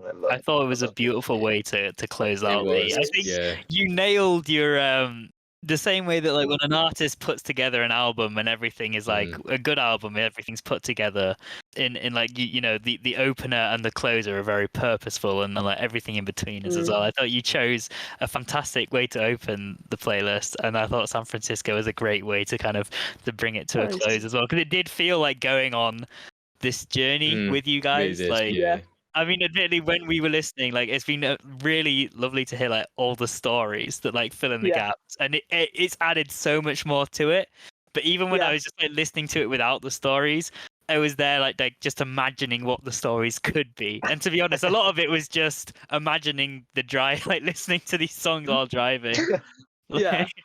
But yeah, no, just I thought it's great. Yeah, it is a beautiful song. And I was gonna say when I asked when you were coming over the Bay Bridge and you had it on, whether it had come on or whether you decided it to be on, I wasn't like trying to take away from the moment by like you saying like, oh, I put it on, because I know in that situation I'd have been like, oh, I need the right song for this, but I would have been like paralyzed, and I'd have like put one on. I'm like, no, not this one, and then like so. And then eventually even just having the like before you know it, you've gone the whole way across. So like even just having the being aware of the moment and being like, you know what this needs.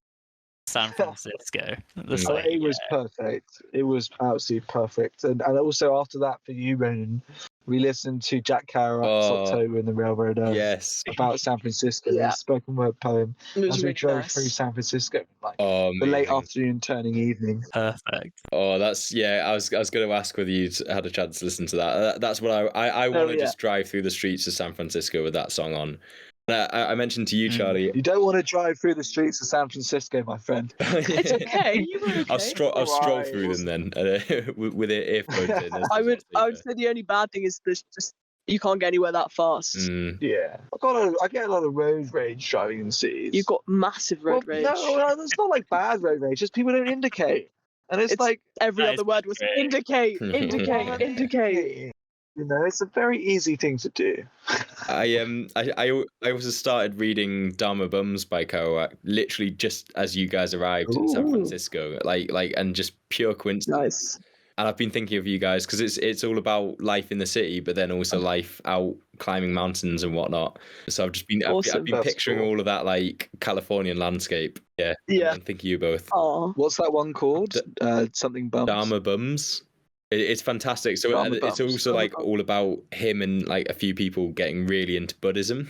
So it's like that's an American take on Buddhism. Wow. And like he meets this like academic who's like obsessed with it. But like, I mean, the charm with Kerouac is always that there's a bit of like an almost naivety or like a youthful passion, even though by the time he was writing this, he must have been in his 30s. But there's just kind of like, you know, I doubt his version of Buddhism would be considered insightful by Buddhist scholars or whatever.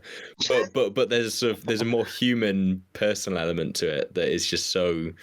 It's just that very sort of like human search for something more. I guess it's really lovely, and you guys should, if you get a chance to read it. I imagine it's even better. That sounds really good. Area you've been in. Should we do the quiz? Yes. Oh, God, yeah. Thank you very much for putting that playlist together. We were very excited to do it. Great, yeah. And I told Louis this, Ronan, when we had a call with him to like initially plan this. But we've been listening to your podcast, obviously. Yeah. And we, David turned to me and he was like, "Do you think I could ever go on?" And I was like, "Of course you can. You just need to ask them." Yeah. You guys. And then, like within a day, you messaged us. So we were so excited. We were so excited. Yeah, you guys still need to come on like properly, like individually with your own albums and everything for sure. Oh yeah. So I think we've clarified that Charlie's going to do Little Sims, and I'll probably have to do Wheeler Walker Jr. drop them out on the Sims. The full album. I think there's just to really delve into the complexities. Yeah, we need to peel back the layers of the onion and find out what he's really singing about. Read between the lines, yeah. I'll quickly do the sting for the quiz. I do this one it's time for the quiz. Do do do do do do. That was a very weak. I know it was a thing, bit, you know. yeah. We were sorry. giggling. We were It like, was "Oh, very man." unenthusiastic. We were like giddy schoolgirls. we were listening to that. We were like, "Oh my god, it's quiz time!" Victorian children Yeah. again. Right. So Which one do you want to read? Which one do you want to do? Do you want to do the first one? I'll do the first one. Okay. First one. What bird, native only to a specific place in South America, has a name that will make anyone universally giggle? Oh, I know. Booby. I know as well. Is it boobies? The full name, please. Brown booby. Yes, that is correct. What about a blue-footed booby? Is that not Is that also a thing? That is what Charlie has written down in her notes. Oh. Yes. Blue-footed baby. Blue-footed booby. Can I check? So I think whether that's I a would point like to to Louis. take that point. Okay, there is such thing There as a are brown booby. 3 types of booby. There is. yeah. There's I don't there's think- lots of brown boobies in the world, right? So there's a lot There's of loads boobies of out there. Tigo bees everywhere. There's a lot of boobies out there, but the ones native to the Galapagos and only there can you see these birds Oh, no. are the blue-footed Blue-footed. booby, the red-footed booby, and the NASCAR booby. Big race drivers. So NASCAR booby is such a great Louis name. actually got Yeah. that one. That's... Oh, Yeah. No. I Yeah. didn't. Nice Louis. Oh, what a fool. So that's 1-0 to Louis. Yeah. What a Oh. fulcrum. God. We're never going to come to you for bird watching info. God. Oh, Not I'm anymore. distraught. So the second question is, what did David and Charlie find in their laptop bag after crossing the border from Argentina to Bolivia? Was it A, drugs, B, a spider, C, a scorpion, or D, someone else's passport? Oh. I'm gonna go with someone else's passport. I feel like this is cheating, but I know this one. I'm pretty sure. Oh, no. Oh. It was a scorpion, Damn wasn't it. it? Well, what's your answer then, Ronan? Scorpion. Yes. What's a scorpion? How long It had was it a been in there scorpion. as well? It's a Not long only, while, right? It'd been in there 2 days, It dead? had been living in our laptop bag for 3 days. and I reached my hand in to grab out the wires, and it flapped out.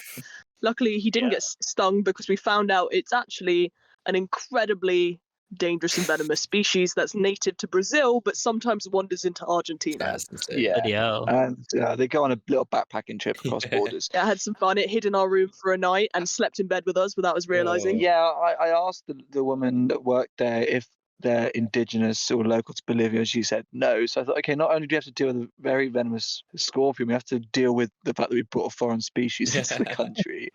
And I learned this from watching Indiana Jones. But apparently, the smaller scorpion, the worse it is, and it was kind of translucenty brown and pretty damn small, which meant it was more venomous. And we Yeah. couldn't find it anywhere.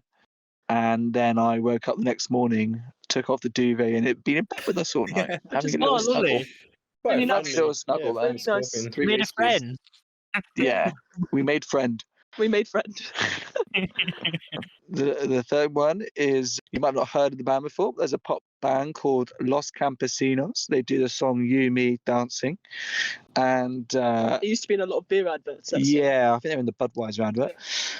So in terms of relating to South America and speaking Spanish, what does Los Campesinos translate to? Is it A, the campers, B, the farmers, C, the politicians, or D, the carpenters? Oh no, I feel like this should be Los Campesino. Well, you want to say campers, don't you? But Maybe you want to say that, Ronan. Maybe you is don't. it a double bluff? Is it a triple bluff? I don't know. Louis, you're being very quiet. What was the second one? again? Yeah. I was hoping that you were gonna do the, like on Pointless when they talk you board. Yeah. And I was hoping you were going to do that and then provide some inspiration. So it's campers, which I don't think. I actually think I that's might know what it is. That's like a trick. I think I'm gonna go for the third one. I don't know why. The politician sounds right, and like campaign, like could there be a shared root word with that? So it was, what was it? Campers, politicians, Farmers and carpenters. farmers, carpenters. Well, I'll go farmers because I don't want to just get the same answer as Ronan. Well, last round, I think Ronan doesn't deserve a point because he knows the story already. No, he can have You can have half. He can have the point. He can have You the can point. have a I'm point. okay Alright, to. so I'm for okay to give that 1-1, point. Louis, you've made it 2-1. The answer was the farmers. Oh no. Oh. And then the next question is: we watched Argentina play in the World Cup in Argentina.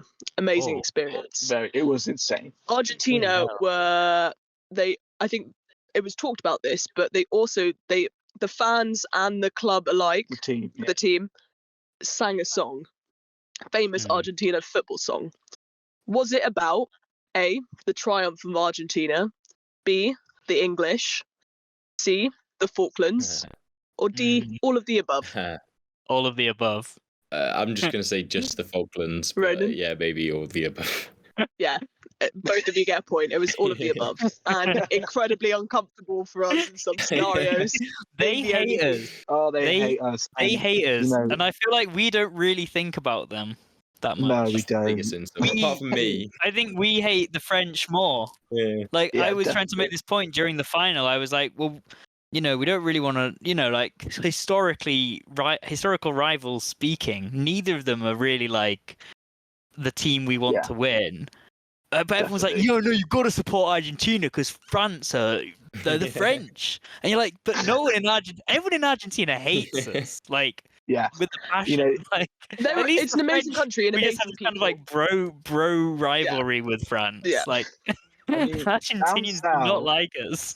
down south they were great. They loved us. Up north they're far more like patriotic. You see a Yeah. lot more Falkland-related things. Memorabilia everywhere, like on motorway signs there's Falkland stuff, on the back of buses there's Falkland stuff, and like Bloody you get a hell. taxi and like they ask where you're from down south and you say English, they're fine, but you Yeah. ask up north, you say you're English and they just stop talking. Wow. Oh god. It's met with a lot of disdain. Fascists anyway. I feel like Don't need 'em. as an English speaker, as long as you're somewhere that doesn't like have that much like interaction with the rest of the world, it's Yeah. usually a safe bet to just say you're from New Zealand. Yeah. And It's a they'll very give neutral- you a It's free very- pass. It's a very neutral. Like they've not like, it was really never offended felt- anybody. We never felt like Sure, it hated, but Yeah. there was this was uncomfortable. this football chant basically says like, if you're English, don't stand up, or if you're English, stand up and no one else stand up. Right. Like it's kind of like Yeah. basically saying Yeah, we're like calling you singling out, you English out. people. Yeah. Did you stand up And- when you were called out? Or Well, we did the was- whole we room were- turn and look at you? I think it everyone was already stood up, What- but I think- everyone Nah. kind of gave us a look. What was awkward about the song was like, I think the song was saying everybody but the English stand up. So they're all celebrating, and we literally sat down because we weren't celebrating anyway. And then we heard them sing the song. I was like, shit, we gotta stand up. So, like, yeah, it was kind of uncomfortable. But yeah, it was kind of funny because everyone was like laughing and hugging, like you're friends with everyone. Argentinians absolutely love football, so like the whole celebration you're a part of, and they don't disclude you from that. But it is they kind of laugh at you, like, haha, you're English. I'd say Yeah. next time I'd say it was from New Zealand or Switzerland. Yeah. You gotta be Yeah. neutral like the Swiss. You don't want to be neutral. Always Like the way Swiss. to go. No. Swiss neutrality is not the same as New Zealand. Swiss Okay, we'll go for neutrality is accepting Yeah. Nazi gold. You Got don't something wanna in be common that. with the You don't wanna be Argentinians that. there. We'll go for New Zealand. I'll take that back. Final answer. Final answer, New Zealand. And then we've just got one more question for you. When we went to San Francisco, we saw a famous prison which Johnny Cash performed in and wrote a song about. Can you name that prison? When you were where, sorry? Shit. We were in San Francisco and we saw a famous prison. Johnny Cash performed in the prison and wrote a song about it. Like Alcatraz. Is that your final That's the answer? only Amy? one I know. It's not Alcatraz. Louis, 'Cause I do you was- have it? I no, but you were like leading in. You were like, oh, the prison, San Francisco. I nearly blurted I mean, straight away Alcatraz Alcatraz, is in the bay. yeah. It is in the game. But the reason that I didn't go for it is then when it goes into Johnny Cash performed Yeah, it, well, he and it's could like he Get on a boat. he didn't. There's like a very famous Johnny Cash in Oh, insert prison name, and it's not Alcatraz because that would be in my head. Johnny But Cash. I and also Alcatraz. don't know. I can't remember what it is, but it was really famous. But I'm gonna have to. No, I'll just take a punt at like what can prisons What- be called? uh, Iron Gate. Simple. defines it very well. Yeah. A good summary of a prison. Tower prison. Yeah. Never just pass on the question. Always give some answer because you never know. You never know. So the answer was Iron Gate Prison. The answer is San Quentin. Yeah. San okay, that does sound Quentin. familiar. I was hoping to trip people up because he's also got a song called Folsom Prison Blues. So I thought maybe somebody would say Folsom Prison. Folsom Yeah, Prison. but You We over should Iron Gate. you have much higher expectations of our Yeah. prison knowledge. That was the quiz. Oh, Well done, guys. yeah, well done. Thank you I very think much. Lily won Yeah, that one. Yeah, I think Did. Louis came really Just cool. by 1 point, yeah. But I think overall I'm behind because I think Ronan's won the last two. I'll So take that. Damn. little bastard. Although I do think, I mean, I might have to go back to verify, but I don't think Ronan has actually ever successfully answered a bird question. Yeah. So Oh, really putting into dun, dun, question dun. his bird watching Yeah, that's credential. not great if so, is it? I mean, there's only been like We're 2. really ruining his chances of getting into the bird watching Yeah, societies. There's been like 2, and I they've mean, been the other really one was obscure. what was the national bird of Iceland? Yeah. In my defence, and I got that one. I just got the wrong species of booby, like the booby I am. Oh, yeah, you did. You said booby, and in a lot of ways that's right, but in a lot of ways that was wrong. You know what? That hurt even more, Charlie. I'm sorry, sausage. Can I ask one more question? Yeah. That David told me not to, Oh, that's right. but I need some kind of. We've had a long standing argument, and it still goes. It still stands, We left the gas on. and it's music-ish related. Yeah.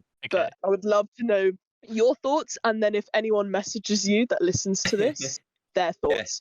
And Like I mean this Ronan's mum's once seriously. emailed Driving him, so we engagement. might get. I mean this quite like genuinely. It's not a sweeping statement. This is why it's a debate for a while. I have said that Lily Allen is a national treasure, and David very strongly disagrees with me. And it's not because he doesn't like Lily Allen, I love Lily Allen. I think she's fantastic. but he doesn't think that she's a national Like, treasure. I would say a national treasure is someone like David Attenborough or Judi Dench. I don't know if So Lily is Lily Allen Allen not old enough? Is that what you're saying? No, it doesn't have to be Still too old, young. but I think like You does listed the 2 old nation- people.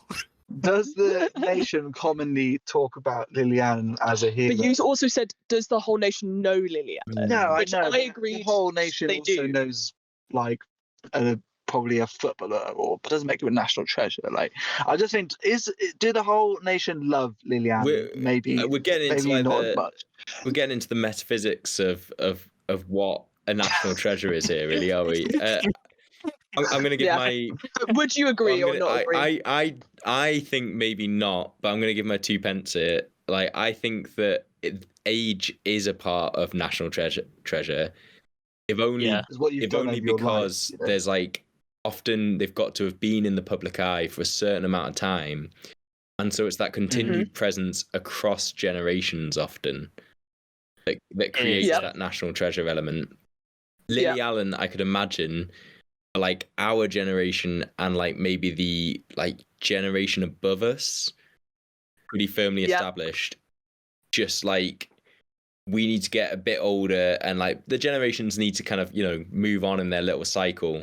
And if she remains in the public eye, then she would graduate. I Interesting. think that's my take on it initially, based on. I think that's a solid take. Yeah. I do think that's a really actually solid argument. I think that's the most like well worded argument as well. Yeah. I'm not saying that mine as well, because basically I agree with all of that. I think my main argument is that we would then start using examples of who we think would count as national treasures, and some of the other options we disagreed on. So I felt Simon Pegg was more of a national treasure than Lily. I adore Simon Pegg, but I said no way do more people know who Simon I Pegg think is. Ronan's exact argument stands for Simon I think the Pegg. same thing holds like, true. You need. I think it is reserved for old people. It's made me realise Because now. they've had the I want opportunity somebody to- to come up with an example of like a younger national treasure. I think there are some A out young there, national treasure. but they're people probably who are so launched so firmly into the public eye that maybe they sort of become. I'm struggling to. I'm thinking, who's the One would filter? pop into our heads, but like I can't. Nothing. I feel like there's got no to be one's somebody. But also, I also think the point of a national treasure is that like how much they're exported around the world. Because it's also like the reason Yeah. it's a national That's treasure is true. like this is ours. This is our national treasure, not Well, Australia's. by national that treasure, metric, because they Mr. come B from would us. be our ultimate national Rowan treasure. Oh yeah, Atkinson, Rowan Atkinson. absolutely. Oh Yeah. yeah, he is. Yeah. But then Rowan Atkinson probably Stephen only Fry. did he become a national treasure when his hair went grey, and Graham Norton. Did Graham Norton Maybe. become a national treasure when he grew out that beard? That's what. Yes. I feel like that is objectively the moment it yeah, happened. it sort of is Whereas, as well. like- Yeah. Also, the older they get, the less likely they are to be embroiled in some horrific scandal before they have Yeah. the time to reach national treasure. I also think that That's true. it's what you Like Jimmy perceive Savile. as bad. yeah. You perceive as like national treasure. Obviously, like as we see national treasures are people like we've described, but also then isn't it someone who you would like to say represents your Never country even- There's a culturally? value element Yeah. to it, I guess. Yeah, I think it's like a step above that, though. I think there are a lot of people that I am proud to share, like culture and nationhood with. I guess, they represent. I'm so glad that they represent us on the world stage. But I think national treasure is like it's like they've been representing your country on the world stage. And they've been doing it for a long time, and they've always done it with like grace and I agree. like humility, and they're like the shining example. Whereas there are some people that you're like, oh, they're a really cool representation, and then they kind of dwindle into obscurity, or then it turns out that they're not as nice, and you're like, actually, I don't want them to represent like what it means to be British. But I think a national treasure is someone who is stead-heartedly at just David Attenborough level. David Attenborough is the golden example. He's the ultimate. He is Like kids to old people love Attenborough. Cross-generationally, completely. Yeah. But also he is just a superstar. Yeah. Superstar. And fuck the BBC. Yeah, I had that one as well. Let's get political here. Fuck the BBC. If you're listening, sorry guys, you might have been picked up as a podcast by then. Not anymore. Not anymore. Yeah, sorry we've kept you so late. No, that was no worries. Oh, It's been fantastic. It's been amazing hearing all about all your different adventures, and that was also a fantastic topic of conversation to end this on. I am going to be bringing this up with people. Yeah. Because it's got me thinking. It's a good table. Yeah, convo. it is. It really is. Yeah. Is Lily Allen a national treasure? It's how we made a friend in Colombia who actually helped us quite a lot. Was because we were having this debate at a table and she was sat across from us. Yeah, I realised she was English, and I went. What was her take? Without saying anything beforehand, blurted that out. Did she say yay or nay? Yeah, she said yes. Oh, Yes, but then we decided that it was an unfair vote because she was young and she didn't know who Simon Pegg was or Nick Frost. So we argued. Upset me greatly. And it upset me too. But we decided that it was an invalid vote for what our argument was back then. Yes. Which was suddenly turned into Lily Allen v Simon Pegg and Nick Frost. National treasures. Yeah, there can only be one. It's been so nice to spend this long chatting to you guys. We Yeah. can't wait to see you again, and we can't wait to see everyone can't again. wait to see you guys. It's going to be 2 good to have you months. back. Yeah. It's gonna be great. Thank you very much for listening. As always, you can find us on all your favorite podcasting locations: Spotify, iTunes, Amazon, SoundCloud, wherever you like to get your podcasts from. Also upload to YouTube. You can contact us with any of your hot takes on Lily Allen at more of something else entirely at gmail.com. And you can also reach out to us or follow us on Instagram at more of something else entirely. Thank you all very much for listening, and I hope you enjoyed this slightly different, bit of a special episode, bit of a longer episode as well. But yeah, I hope it was a fun one. And the communists create heavy industry, but the heart is also heavy.